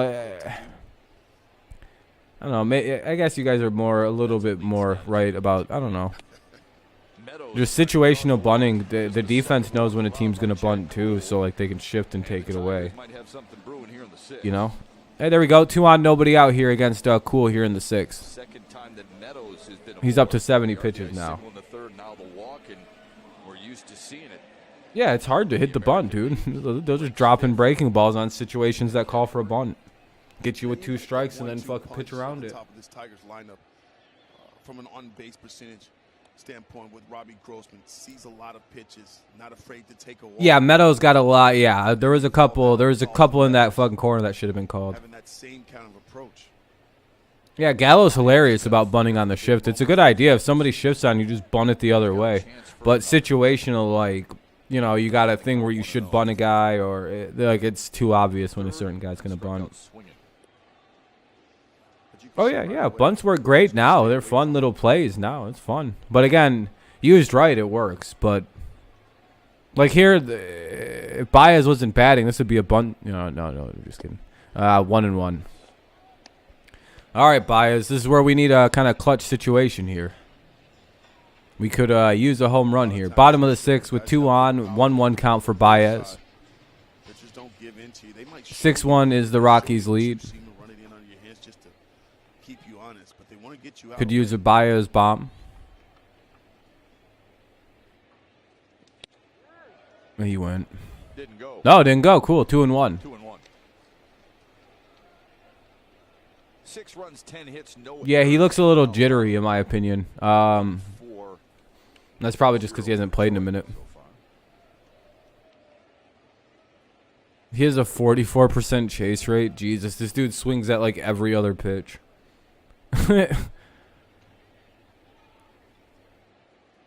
He's like, if it's close, I'm swinging. 2-1. 2-2. Comes up empty, 2-2.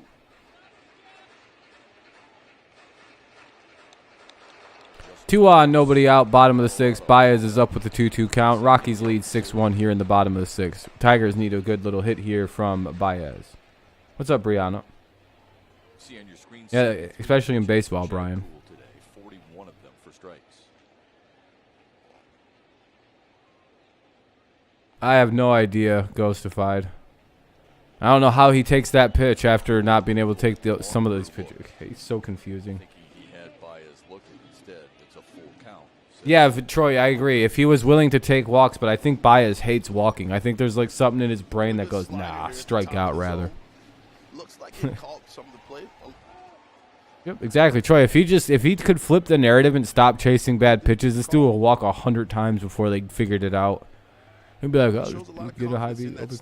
Big time Tiger fan, but living in the Rays area. The Rays Boston game last night was insane. 6 pitchers combined, no hitter through 9. Then they almost lose the game. God damn it! Baez strikes out. That is a pretty good Rays Red Sox game. Look at the bottom fall off that pitch when he gets into the hitting zone. Here's our Xfinity high-speed pitch. Rays almost lose that game. Guess not getting Meadows was a bad thing. Yeah, he's utilized that slider. Or, well, was almost a bad thing for them, but it seems like they're still pretty good, the Rays are anyway. Mike Maroth, yeah, I was talking about him earlier in the broadcast. I blame him for this loss. 66 relive, that's not bad. All right, here's Candelario with 2 on and 1 out, bottom of the 6th. Here's the pitch, inside, ball 1. I don't know. I'm gonna start blaming losses on random dudes who played for Detroit for a while.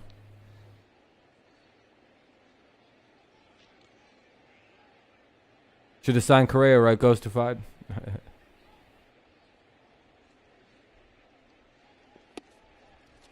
2-0. Catch him off guard. Sometimes it doesn't hurt to throw guys who swing at anything something right down the middle because it's probably like the last thing they're expecting. Especially in like a full count. I don't know. I don't know. That one's it's a risky pitch. Ah. Behind third. Well, that'll be the second out. Oh no, that's gonna be down. Grossman had to hold up and Grossman's out at third though, so it's useless. throw him out at third base. Yeah, just kind of like the day that the Tigers are having. That should have been an infield fly. You think for a second here you got a break, Candy. I guess it's not. That's pretty deep. That's shallow left. Nobody takes charge there and makes a play, but again, Grossman has to freeze. Take a look at Grossman here. He's reading the pop-up. He's reading it okay. But with runners at first and second and fourth side at third, he has to go to third base, and Iglesias make a nice play. Bro, he only hits high pitches. That's no one team. He eventually gets him ghostified. It's surprising. Almost Candy. Almost. That's not anyone's fault. That was just an unfortunate situation. 2 on, 2 out, bottom of the 6th. Tigers looking like they might strand a hot start to the inning. 2 away now for Jonathan Scope. Scope swings and misses 0-1. Seeing some very uncomfortable swings, Shep, on that slider. Just tells me that this guy Tigers have no answer for this guy right here. It's got a little wrinkle on it. And some of them have some depth, and some Really? of them have some cutter action on it. Another slider, that one at 87. 0-2. Oh, the one where fucking Baez just bombed it? Yeah, I don't know how he hit that pitch. That was crazy. The one that was like up at his eyes and she blasted it. The end of the bat to center field. Richick is there. Tigers threaten, fail to score. They trail by 5 as we head to the 7th. Well, that was a productive at-bats. No one did anything, and we'll go to the top of the 6th, or top of the 7th, rather. Top of the 7th coming up. It'll be Blackman, Bryant, and Crone. Blackman, Bryant, Crone here in the top of the 7th. Tigers trail 6-1. Rockies lead 6-1. Top 7 coming up. Blackman, Bryant, and Crone. Cool's getting up there in pitches, so he might be gone after the 8th. He's probably gone now. I don't know. 81 pitches through 6. They might have him pitch the 7th.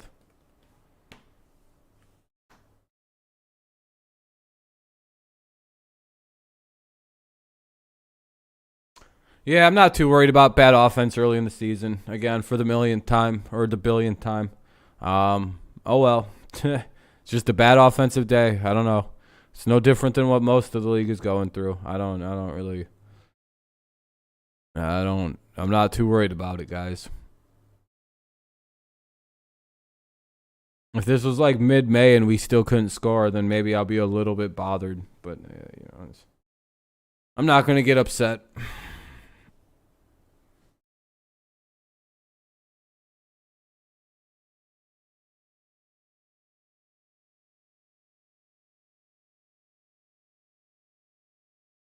Especially since they got like, I don't know, like half of the fucking spring training.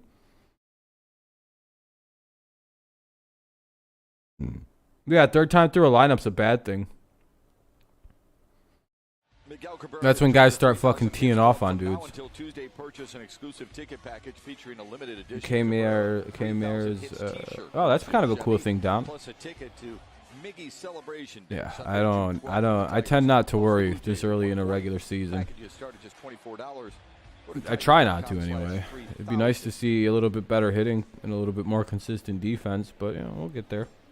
3002, knowing that Cabrera has the day off. Chad Kuhl has been very cool for Colorado. He could be done.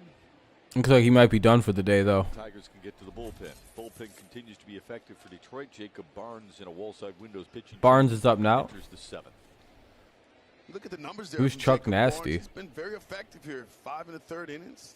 Hasn't given Blackman, Bryant, and Crone up now. Not afraid of the strike zone. He pounds Top of the strike zone. seventh, it's 6-1 in favor of the Rockies. Tigers struggling here. Good slide. Ball, I guess. Perfect demeanor for a bullpen guy. Kind of a cool thing to know about Kmart. With the Mets and the Blue Jays Mayor. a year ago. 2-0. To Charlie Blackman. Come on, Tigers. Oh, his nickname is Chuck Nasty. Jacob Barnes was Milwaukee's 14th round pick in 2011. That's a cool nickname, I guess. I guess I get it.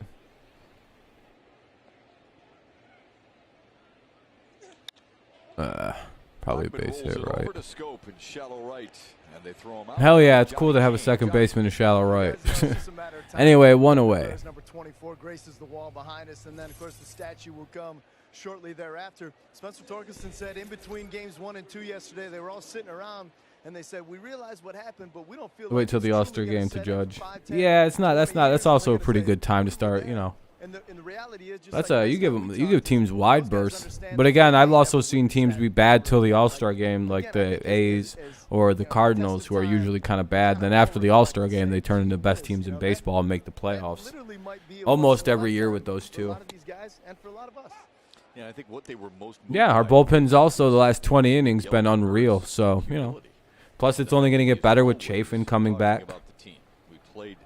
So we're only going to add pieces in that are pretty solid arms. Maybe Cisnero if he doesn't actually get, like, if he's not too banged up after like 40 some odd more days. Funkhauser might actually be hurt. He might have to go get surgery. What do we got? A 1-1 count here with one away for Bryant. 6-1 here in the top of the seventh. Barnes, the pitcher, trying to get the second out of the inning.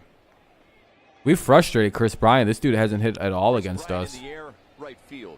Grossman started back. I don't think he's got a hit all series. 2 away. And he's 0 for 4 today. Yep. All right, now up is the Cron. He's 0 for 10. Yeah, he's 0 for 10. Sheesh. He's one of the hottest hitters on the team. TJ Cron and Chris Bryant got their averages tanked this series. CJ Crone has had a similar issue. He's 1 for 11 this series, Crone. You see there. Comerica's not been a kind place for him to return to. Right back up the middle. Scope on the backhand. That's a 1-2. And that's the inning. What's up, Paul? Yeah, it's not so good. We're to the bottom of the seventh now. Yeah, they're not bad, Troy. They're not bad. They're definitely one of the surprise teams to start this year. It's the question is can they keep it up as the season progresses? We always see a couple of these teams every year. Sometimes they stick around like the Mariners last year, or they kind of fade away into obscurity. Kind of like the Royals last year, who started, like 14-2 or whatever.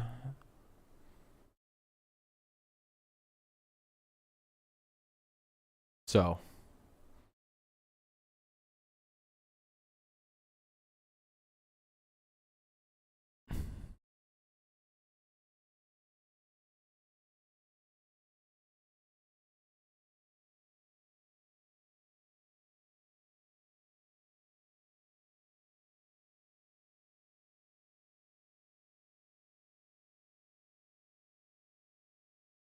Well, commercial break. Hopefully it gets through quick.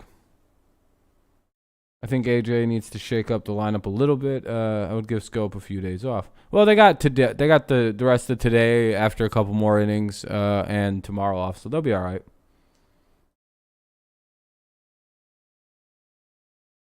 I don't think there's any reason to do anything drastic this 3 weeks into the season again. I think there's a lot of overreacting that's happening to a 162-game season. Like on a game-by-game basis. No one was making a single one of these claims after we scored and hit all those runs. Now everyone's like, we need to send everyone to AAA and get new players and fire AJ Hinch and I don't know what we need to do. We need to drastically change everything, or not. It's literally fucking. It's April 24th. We've played 14 games. This is our 15th game of the season. I think everything will be okay. It feels like people think we've played like 56, like we're at like game 82 or something, 83, and like there's reason to panic or something. Like we're almost in August. It's been set up though by a good fastball. It's also been set up. Yeah, but what does that mean? Like half these guys didn't even play in spring. Like that. Like Jonathan Scope got 2 weeks of spring training, maybe a week in spring training. The way he's filling up the strike zone. Do people not remember that there wasn't a 6-week spring training? So half these guys are like still trying to get their timings down. They're trying to get everything right. Half these guys still take like a month after spring training ends to get back into shape. This was the same shit with Jonathan Scope last year. It was so. I'm not trying to be rude or anything, but it's like. Can we wait like another week or so before we start getting like drastic? Those are 2+ pitches that he has in his arsenal. Despite that type of high octane fuel, Do we not like Lawrence struggled remember last year with like Scope who hit like 281 last year and how he started? Really bad. In every appearance from Justin Lawrence. Now that was last year. The Tigers are hoping that perhaps there's a little bit of that in him here today. Who's gonna play fucking second? Got his second win of his career and first of the season. But the other teams? Yeah, and no one in baseball is hitting good right now, Brian. Other than like the fucking Rockies, nobody is hitting at all. And Tucker Barnhart here in the No one in baseball is hitting. Yeah, I'd rather not play Harold or Willie Castro. Thank you very much. Those guys suck at baseball on every level. So they can't field the ball. Part of the reason those guys are so bad is because they can't field, like at all. They're garbage fielders. Yeah, I'm good. I'd rather have Scope out there.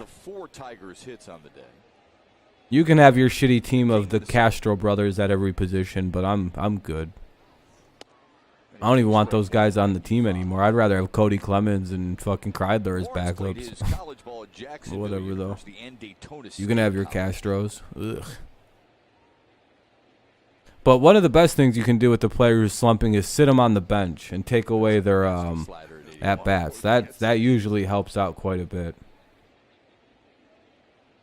That always helps to just stick a guy on the bench and say, oh, well, fuck him. He's no good anymore.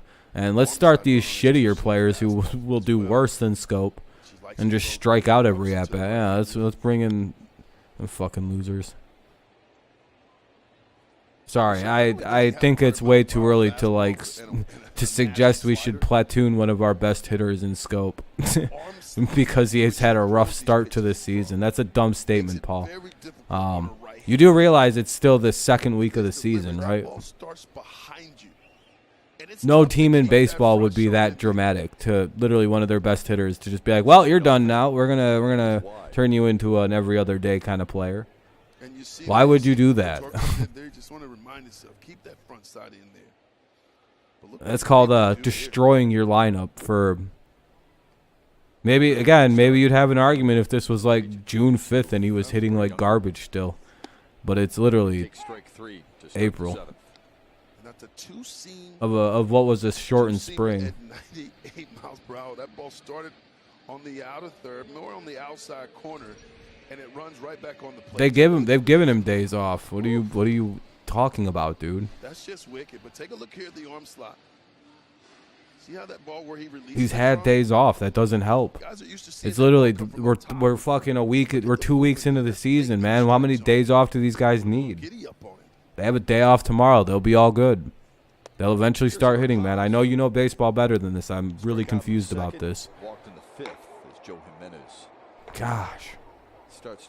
Yeah, just you know what? Just send the whole team to fucking single A. Fuck it. You know, it's not like there's like a whole phenomenon of people hitting 230 across the league. Low 2-0 to Haas. It's not like that's actually like a thing right now. It's not like no one in baseball can hit because of the shortened spring training. Couple of walks and a single in the No, series. there's we should just get rid of everybody and only have guys who hit 500 on the team. Yeah, but he can't hit right now. He's only hitting 200. We should have someone else play first base tomorrow. No, I'm not. I'm tired of people fucking being like this. Jesus, dude, it's literally April 24th. And motherfuckers are like, we need to drastically change the team around. No, we don't. Stop. Good God. First start from Michael Pineda. Oof, he was I hope we get fucking perfect game tomorrow or Tuesday.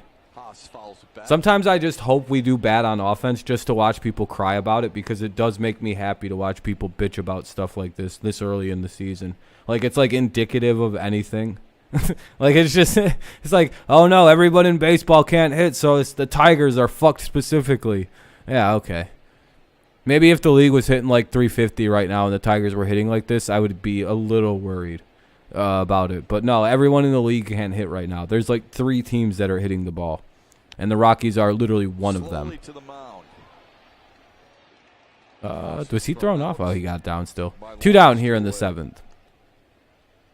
Outside windows, upcoming matchup against the division rival. Yeah, but are we playing that bad? Like, we're literally gonna have as many wins as we had. Oh Jesus, dude. Yeah, because we're playing as bad as we did last year, right? 100%. A recent trade to get Chris Paddock from San Diego. You're right. We're playing as bad as last April. You're right. In a trade for Josh Donaldson. The starter's ERA pretty good. Yeah, I get really tired of naysaying bullshit. Like, it gets really tiring, for fucking sakes, dude. A legitimate MVP candidate. It's like everybody forgets, they just like to bitch. Nah, we should cut this guy. He can't hit. He said, I'll show you, and that's a 2-out knock here in the 7th, his second. He's not hitting 300. Get rid of him. right there. That's hitting at his best right there. It just gets old, man. And it's always when we're losing. It's just it's just super obnoxious. I'm really tired of people whining about shit like this. You ghostified, like, it's like, Jesus, you guys. Baseball might be too much for some people to watch, I think, sometimes. It's just like, can you not handle like a fucking, like a game where the Tigers don't hit 20 times? That's not how baseball works. Like, sometimes you're going to struggle at the plate. Especially, hey, little secret, early in the season with a bunch of rookies on the team. Oh, my goodness. Whoa. For Badu today. 1 to second. And by the way, we're also one of the most injured teams in the league right now. So, just maybe think about that. Nah, the bullpen sucks too, Troy. It's not getting, it hasn't shut everybody out. It's allowed 1 or 2 runs, so it's garbage. Part of the ball.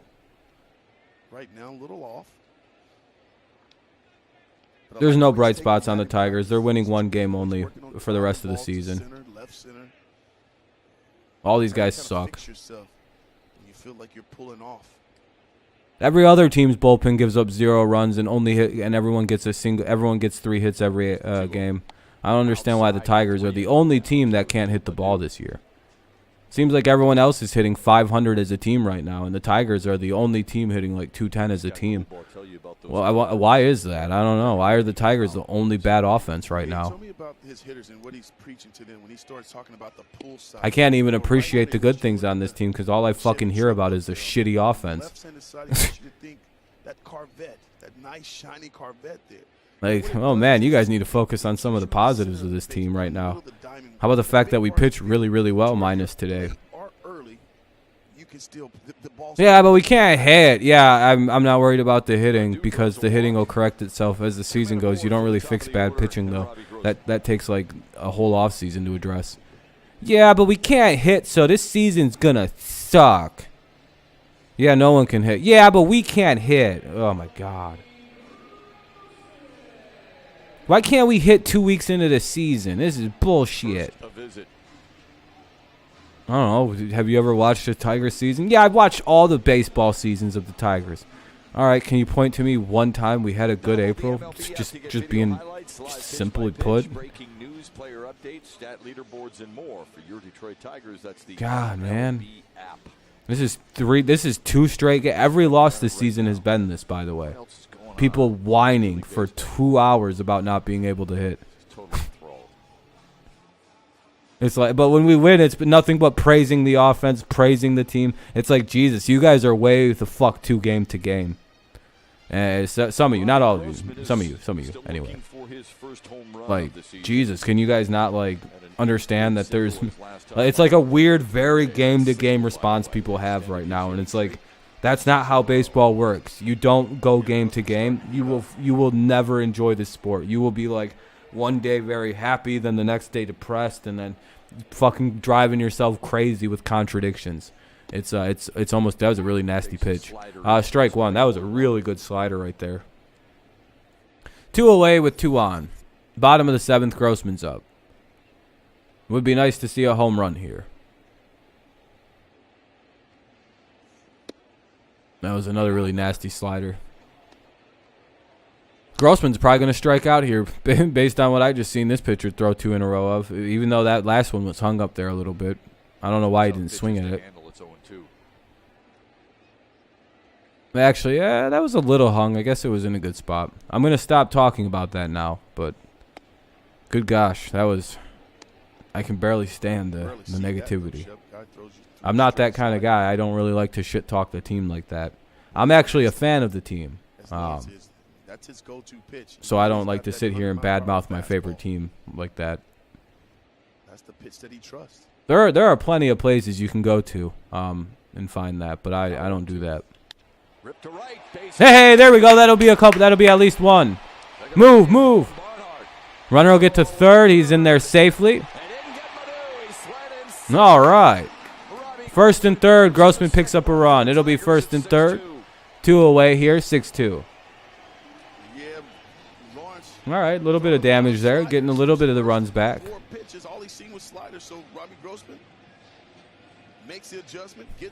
That wasn't to anyone in specific. We just, you know, the negativity is getting a bit much again. I try to let it go, but it's like at some point it's like, oh my God. Ghostified was going from the first time we took the field. From the very all he said is negative things. Boy, that was right on the money. Only thing he's typed is when we do something bad. Do you see what I mean by shit like that? Like, it's like, wow, I really don't need to deal with this. It's really kind of annoying somewhat. You don't need to be super negative all the time. We get it. You hate the baseball. You hate the Tigers, but you I don't get it. Or you have way too high of expectations. I don't know what shit is. Tigers have shown us this season, though, that they have the ability to come back, even when the starter has dominated and kept them off balance or at bay. They've been able to get to the bullpen. 2-0, the Meadows. Saw Tyler Kinley yesterday. Yeah, but he should be sat down and platooned for someone else because he's not hitting 500. I'd rather Grossman get sat out. It's almost like letting him play through his slump was a good idea. Now he's hitting 308. I don't know. Good jump by Meadows. They should have platooned him though, so that way he wasn't. I don't know what the argument is. It's almost like letting people play through slumps is probably the way to get over them. I don't know.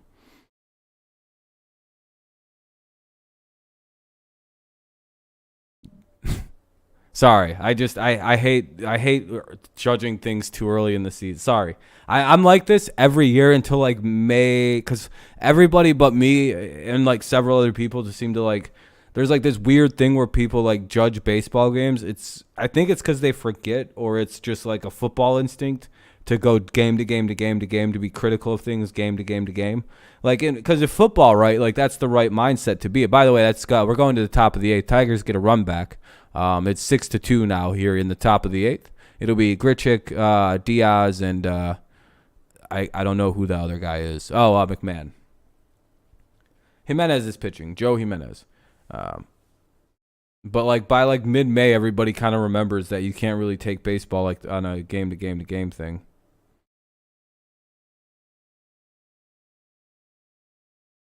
Bad comparison, I would say.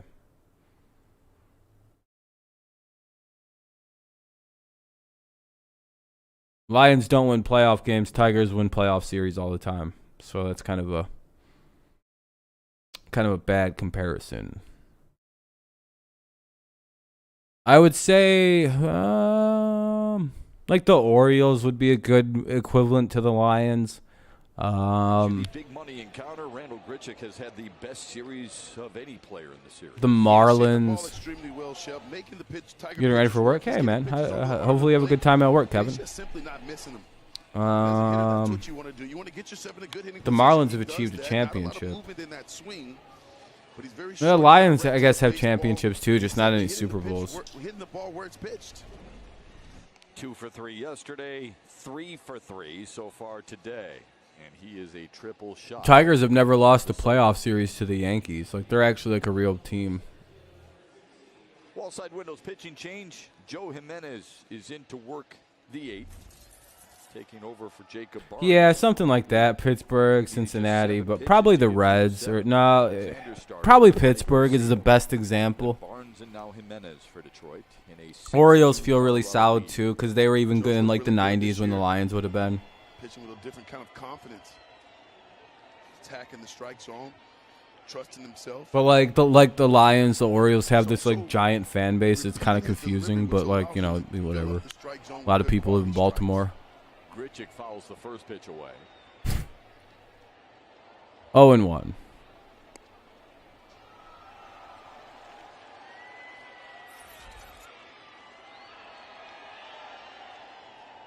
Yeah, sometimes the Lions do, right? Like they had a few times with Stafford. A few times in the 90s. The mid-2000s, they were pretty bad, though. Inside from Jimenez, and it's 1-1. I don't know.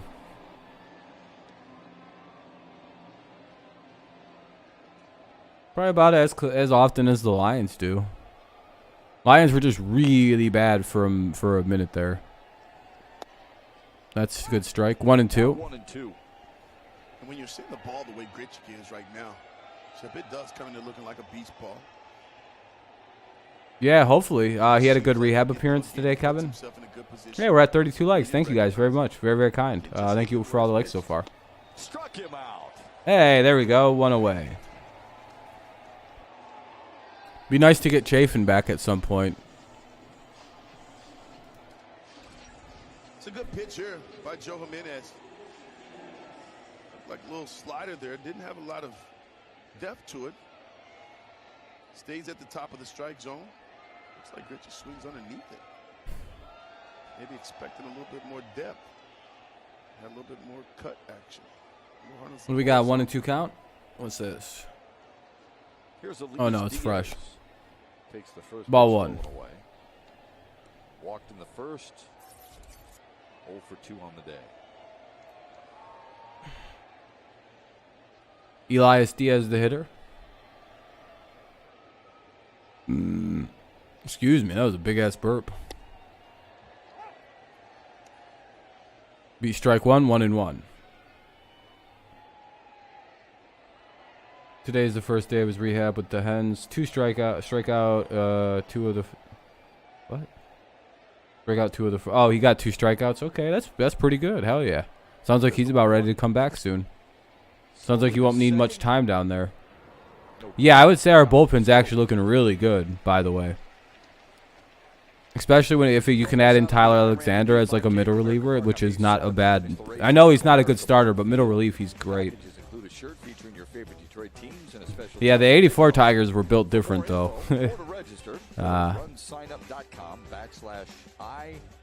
We're a little different right now. Maybe the 2023 Tigers will have a good April. Hopefully that day is as nice as today.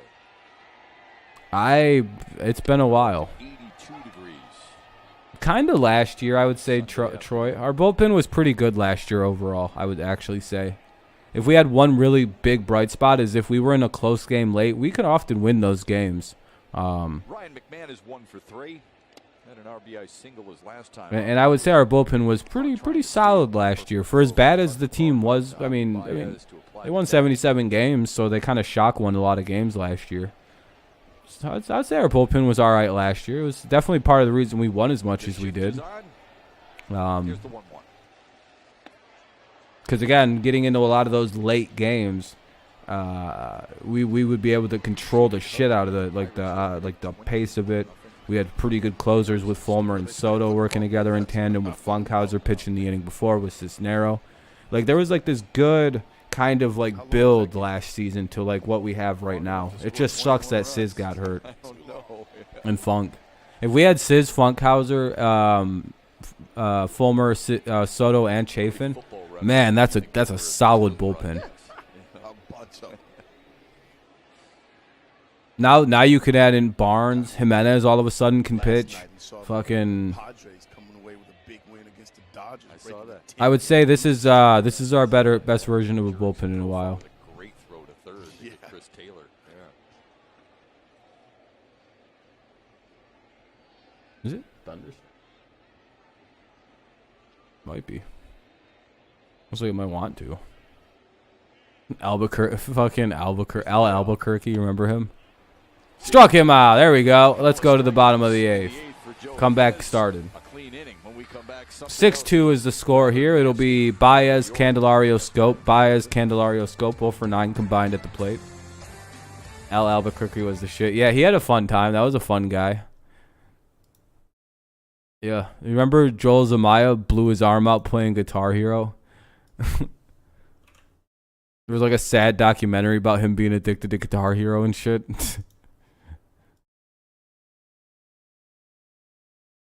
I never really believed half the things were real when I'd watch them on Fox Sports. I was like, there's no way this is real. This dude just got a whole Guitar Hero addiction. Well, we're doing good on likes, up to 32 so far. Waiting for the bottom of the eighth to get underway here. It just felt hilarious. Like, I don't know why, but it felt like Fox Sports Detroit always had these weird like player profiles, and it'd be like, oh.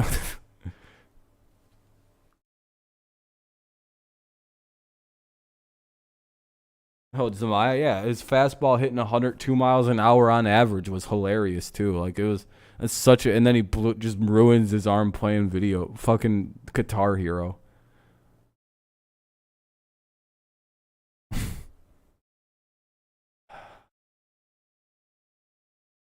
Man, what a fucking waste. That'd be a tough life. You go around, everyone's like, so what's the worst thing that you ever did? I ruined a potential millions of dollars, hundreds of millions of dollars in career earnings. I threw away at least a $50 million contract playing Guitar Hero. Was it worth it? Every single bit. In the Bronx yesterday, Gleyber Torres delivers the game-winning RBI. Hell yeah! Then the Yankees got some garbage thrown at, or the Guardians got garbage thrown at them. Maybe too much. 4 versus Angels and 3 versus Athletics starting tomorrow.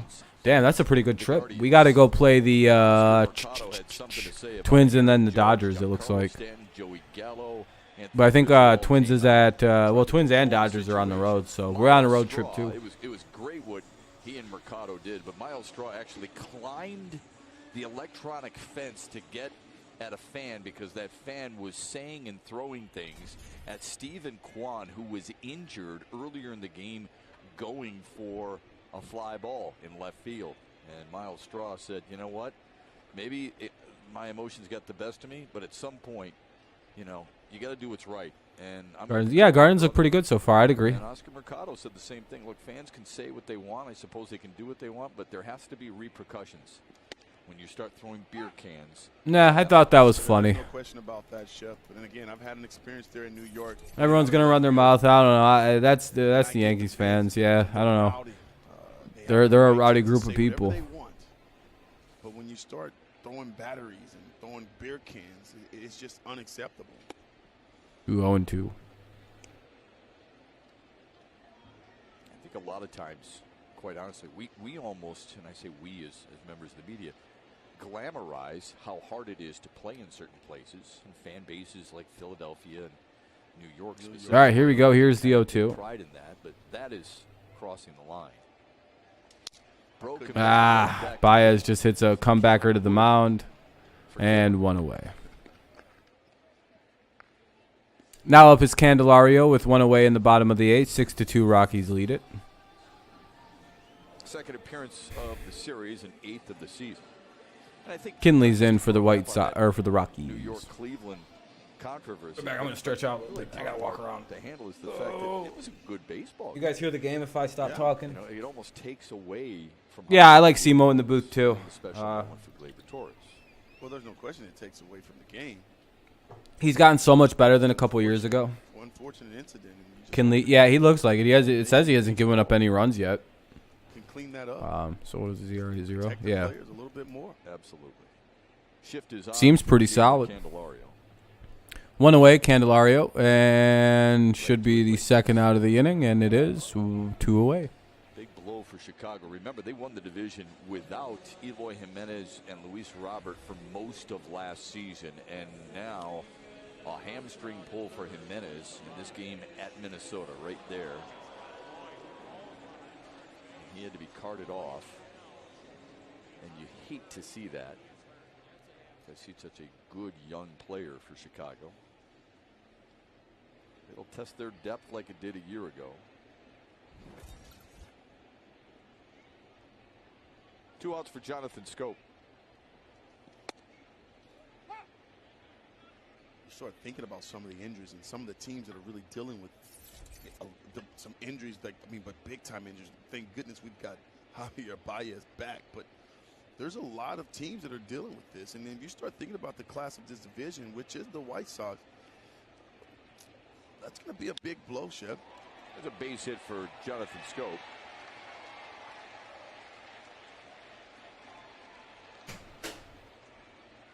Holy fuck. A 2-out base hit to set the table. It is absolutely pouring out now.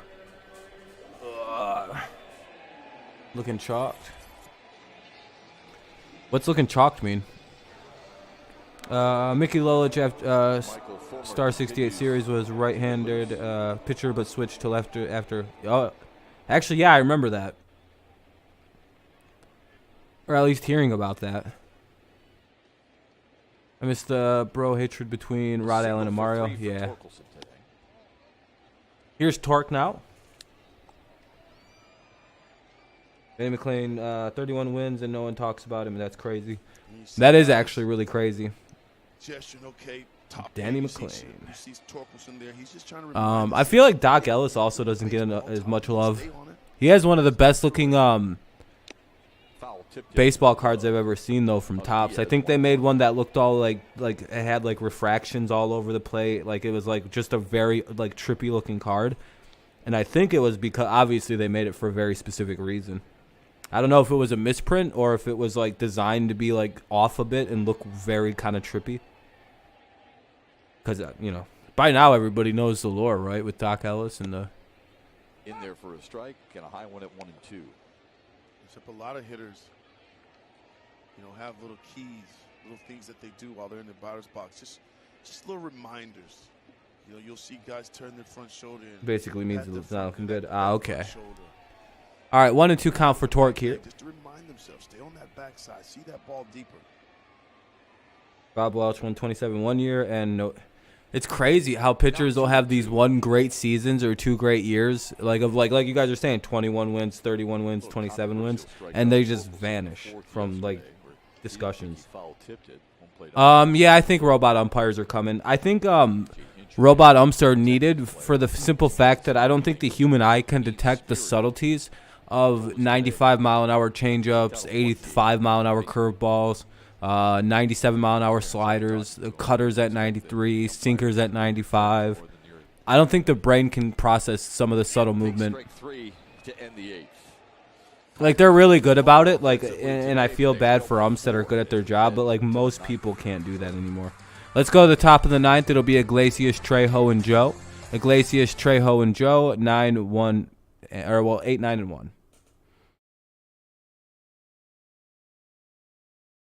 Yankees come to Cleveland. Oh, boy. July 1st through 3rd. Well, that'll be a good time in Cleveland.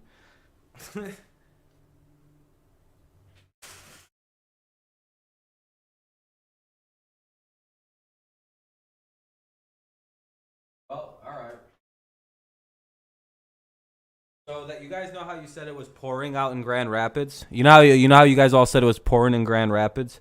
I'm pretty sure that pouring just passed by me. Let's just take the pitches, Ghost. Fine. It'll be okay, Ghost. We'll hopefully win another time. Sorry, I'm going to have a quick smoke to get through the rest of this game because it's getting pretty long.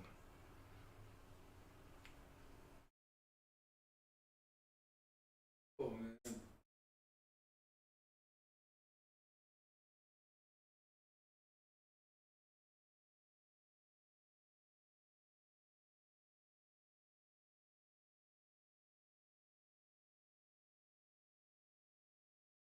Yeah, it's already like done raining, it looks like. Just got really, really fucking soaked really quick. Yeah, we're doing pretty good on likes, 33 of them.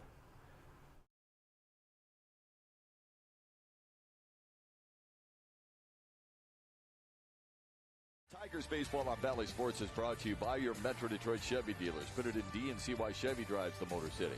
By Miller Lite, the official domestic beer of the Detroit Tigers. And by Fix My Feet. And your foot paint now at Fix My Feet today. A lot of different places you can go in this beautiful yard. You turned the game off and popped in the stream. Yeah, I don't blame you. Willie Horton, one of the statues. All right, Fulmer into pitch here in the ninth. Probably just getting on some work in. That contraption earlier today before he got ready. Hanging out with the kids. See a lot of kids. That's part of the daily routine, isn't it? Yeah, absolutely. Why not? Why not? We'll have some fun up there. Wallside Windows pitching change. Here's Michael Fulmer for the 7th time, and he has been dynamite, as evident by those numbers. He truly has been. Hasn't given up a run yet. You were at the All-Star game in '71. Doc Ellis and all those home runs, and the biggest shot ever when Reggie Jackson hit the transformer in the... Jesus, probably. It's got to be at least. I wish they would have like measurements that they had back then, or like today back then. That like tracked all that stuff. Oh, here it comes again, round 2.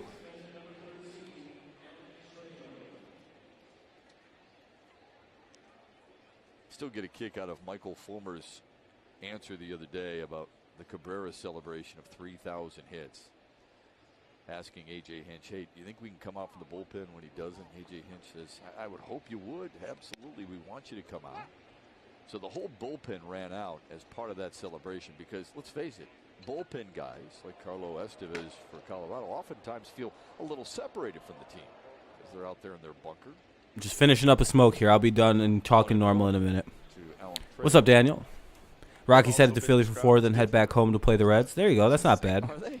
Your Tigers don't play the Yankees in New York not until June through. That's not bad, Eric. Should be fun. Gets a little poke there. Should be the second out of the inning as long as we get to it, and it is 2 away here in the top of the 9th. Tigers trailing 6-2. What's up, Daniel?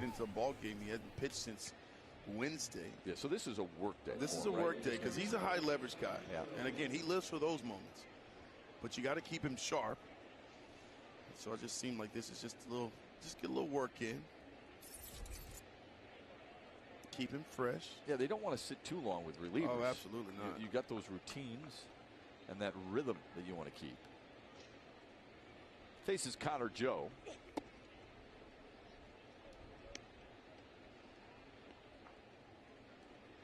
Such an important piece to this bullpen, Michael Fulmer. Accentuated now without Jose Cisnero, too. Ball 2. All right, I'm back now. Cisnero worked last year. Are you talking about the ball hit by Jackson? Got some guys stepping up. Lange stepped up. Again, we saw Jacob Barnes today. He was good. On the rail to make it 2-1. 2-1, 2 outs here in the top of the 9th for Joe. Has been good with that live arm.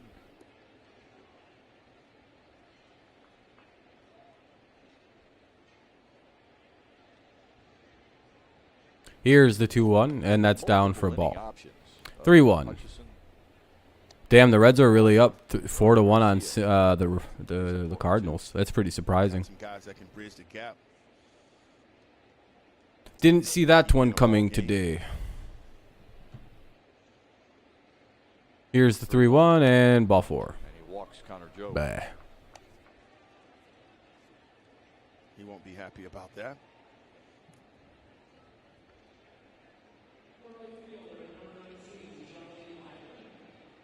Now he gets Charlie Blackmon, who's 3 for 4 today with a couple of runs scored.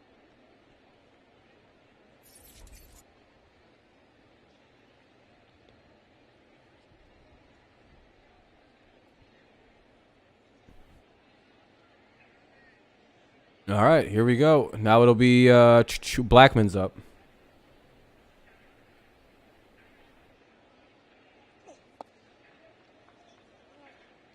Blackmon is 30. For sure, Don. Hell yeah.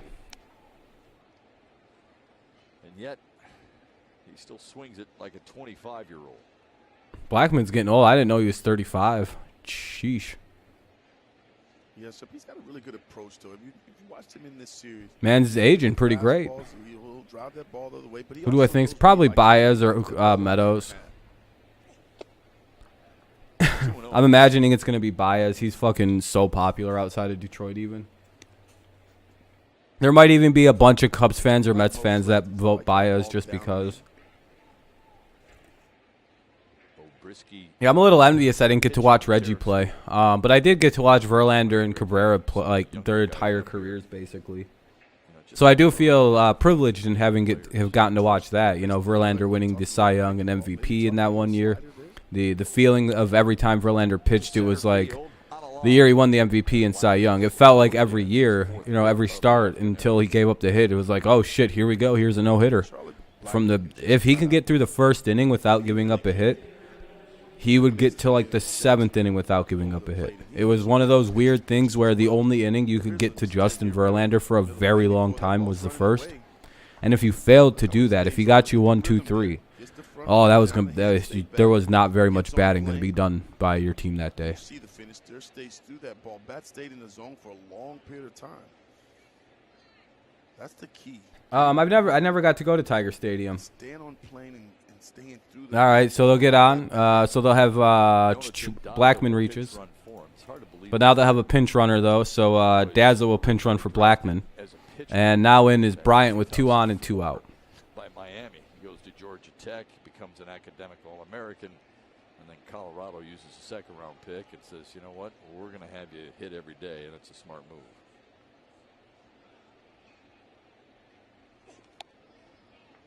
Uh-oh. 1-0 to Chris Bryant. The chat is lagging for some reason.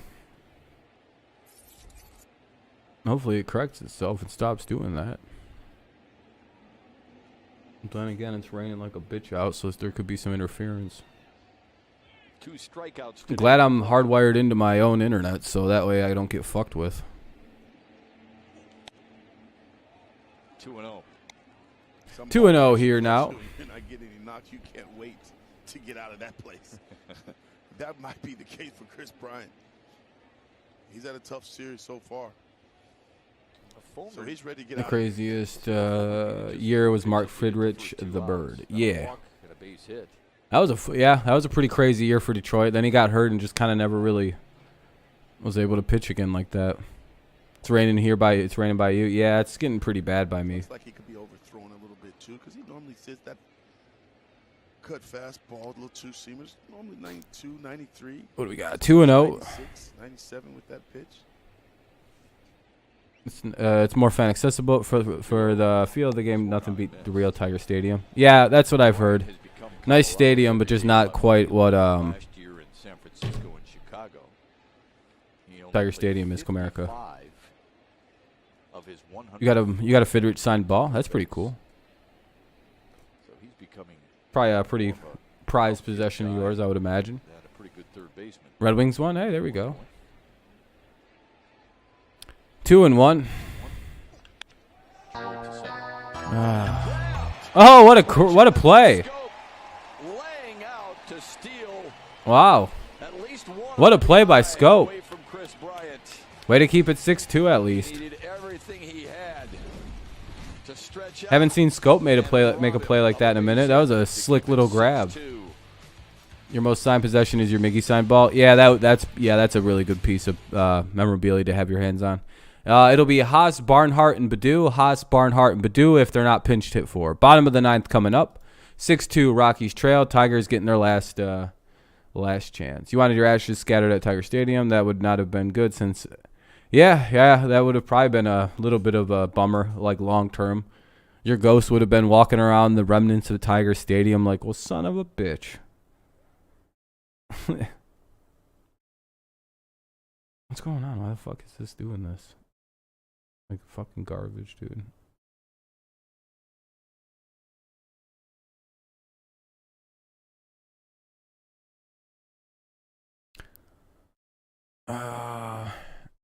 Did the bullpen give me a brand new ball that they didn't use and went to the dugout, and Miggy signed it and went right on the sweet spot. Hey, there we go. Hell yeah. Miggy rules for stuff like that. It's kind of dope.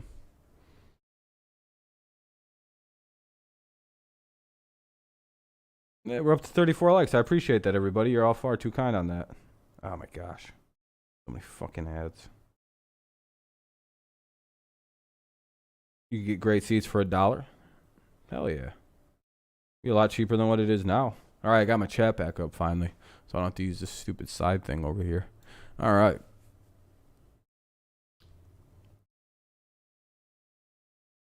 Bottom of the ninth coming up. Haas, Barnhart, and Baду. Mound is still there? Well, that's good to know. At least they kept some parts of it.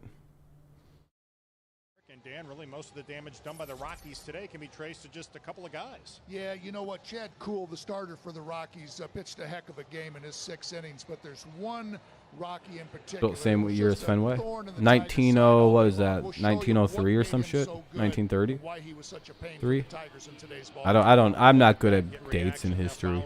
I'm not gonna lie to you. Reacting to the series finale and the series, the finale of the homestand here. Bottom of the ninth here, Eat Game. Mick, thanks. Colorado has a new pitcher in the ninth. It's Carlos Estevez. Estevez in to pitch. Out of the Colorado bullpen. It'll be Haas, Barnhart, and Badu. Tigers' last chance here to do something. Maybe make it closer. Maybe take the lead. We'll see. Tucker Barnhart and Akil Baddoo. Randall Grichuk moves from center to right because Braves are back up 5-1. Sheesh. Charlie Blackmon takes over in center field. Yes, Avatar. Looks like you guys will be taking the series unless we start going crazy here. But you know, Ernie Harwell. That would have been crazy. I'd like to just talk with Dickerson even one day. That'd be pretty sweet. He has struck out, walked, and grounded out. Rally cap time. Yeah, I know, Troy. I'd put mine on, but it failed yesterday, so I don't want to jinx anything. Fouls that one away. 2-2. Even things up.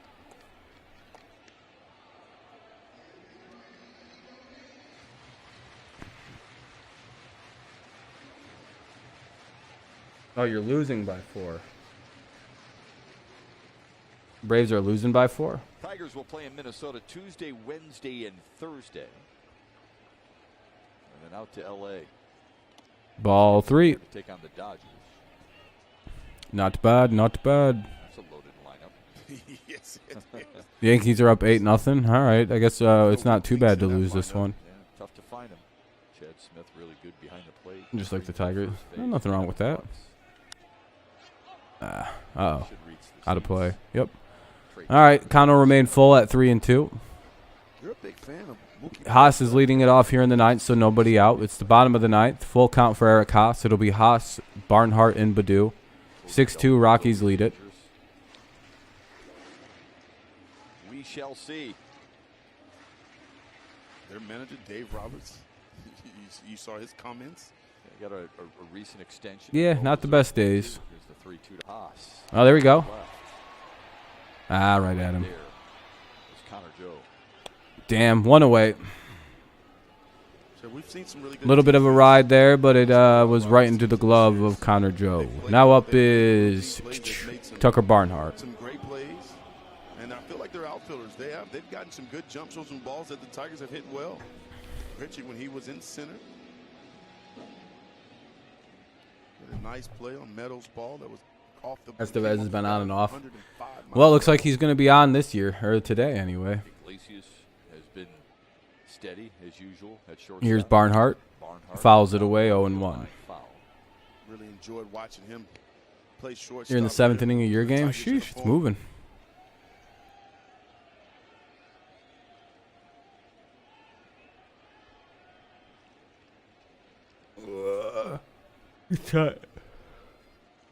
It's time. Yeah, you guys probably want to get the hell out of New York right now.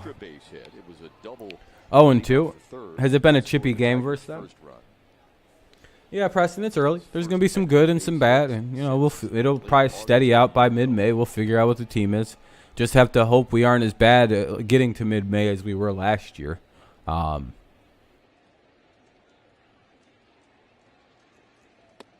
Takes it outside. 1-2. Barnhart has scored both of the Tigers' runs today. 2 hours, 28 minutes in. It's not a bad game for y'all. We're at about 2 hours and 55 minutes. About a 3-hour game is looking like. Pretty standard game for us today.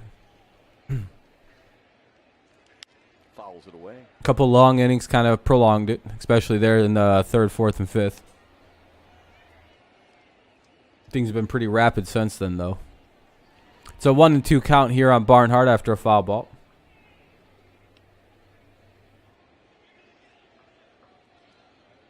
No offense.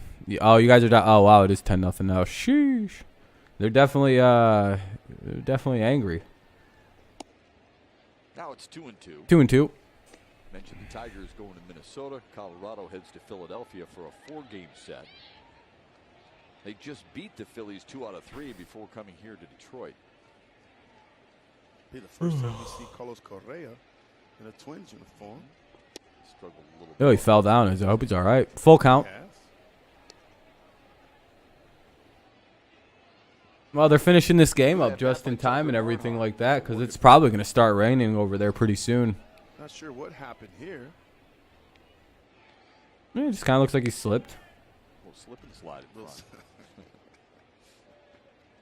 Didn't step right. Kind of a weird thing. Anyway, full count, 1 away. Bottom of the 9th. Let's see if Barnhart can do anything. And on the ground, that's the second out of the inning. Up by Trejo. 2 away. There's the pitching matchup against. All right, 2-0. So tomorrow it'll be Eduardo Rodriguez versus Chris Paddock. Both guys have 5 ERAs. Well, Tuesday anyway. Then it'll be Pineda versus Joe Ryan. Then Scuball versus Bailey Ober. Right here on Valley Sports starting Tuesday with Tigers Live at 7. Should be 3 good matchups. What game was close? Yeah, no problem. Thank you guys for listening so much. I appreciate it. Thank you for the likes. Thanks for listening. Thanks to anyone new who subscribed. Thanks for joining the channel there, Don. Appreciate y'all. Fouls it back. Struggled a little bit for his command. In his Tomorrow we have the day off. His last outing was a lot better, more efficient. Yeah, thank you guys for tuning in. I appreciate you guys, Brian, Troy, all that. It was fun. It was fun. Sorry, I got a little bit preachy there in the middle, but I'm just trying to pump the brakes a little bit and keep people calm. Something on which just try to remember that it's not the end of the world when you don't win every game. Ah, fudge.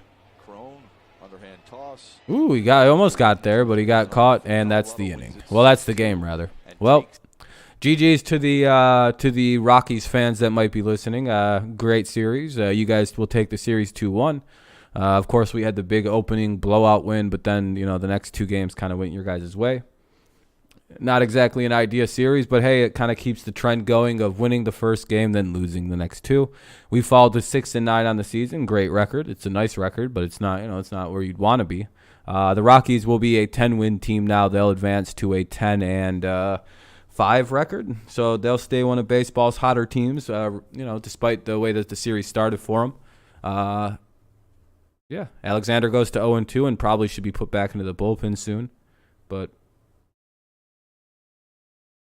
yeah. Offense went white cold, just really nothing really consistent hitting-wise. It was scattered hits, scattered performances at the plate. Yep, we go on to play Minnesota on Tuesday. So, expect all that. That should be good. Should be fun. Nice little day off there.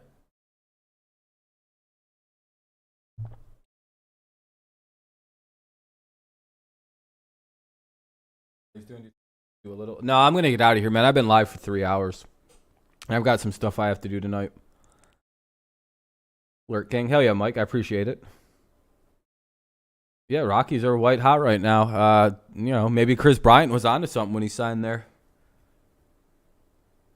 Bryant with the big play, 500 IQ move signing with the Rockies, and everyone clowned him, and now he's like, now the Rockies are one of the best hitting teams in baseball. It's pretty crazy how that works. Yeah, have a good afternoon, Preston. Have a good afternoon. Yeah. I might go live again this evening, depending on what I'm doing and how I have some stuff I have to work on this evening and get done by tomorrow. So, yeah, great stream. Thank you, man. I appreciate it. I hope you guys enjoyed. Thank you guys for talking. It was a fun stream. Again, I apologize for kind of getting snippy, but for what? For school. Don't worry about it.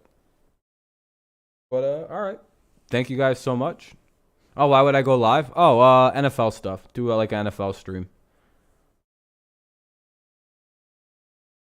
Hell yeah, Troy, go Tigers. It's always go Tigers. Yeah, all right, we're going to end this then. All right, everyone, thank you so much. Yeah, you guys all have a great rest of your afternoon as well. Go Lions, go Patriots, and, of course, go Tigers. Just remember, things probably will get better at the plate. We've seen flashes, so just be patient. Hopefully they'll get better, but, we'll see. Anyway, if I don't see you tonight or tomorrow for one of the random streams I do, then I'll see you Tuesday for the game. If not, if I see you before then, hey, that'd be cool. But I definitely will be live again Tuesday for the Tigers game. And then, of course, on Wednesday, we'll talk about that when we get there. And Thursday should be live for most of it unless it cuts into class and I got to dip. All right, that's pretty much it, though, everybody. Thank you so much. Have a great rest of your afternoon.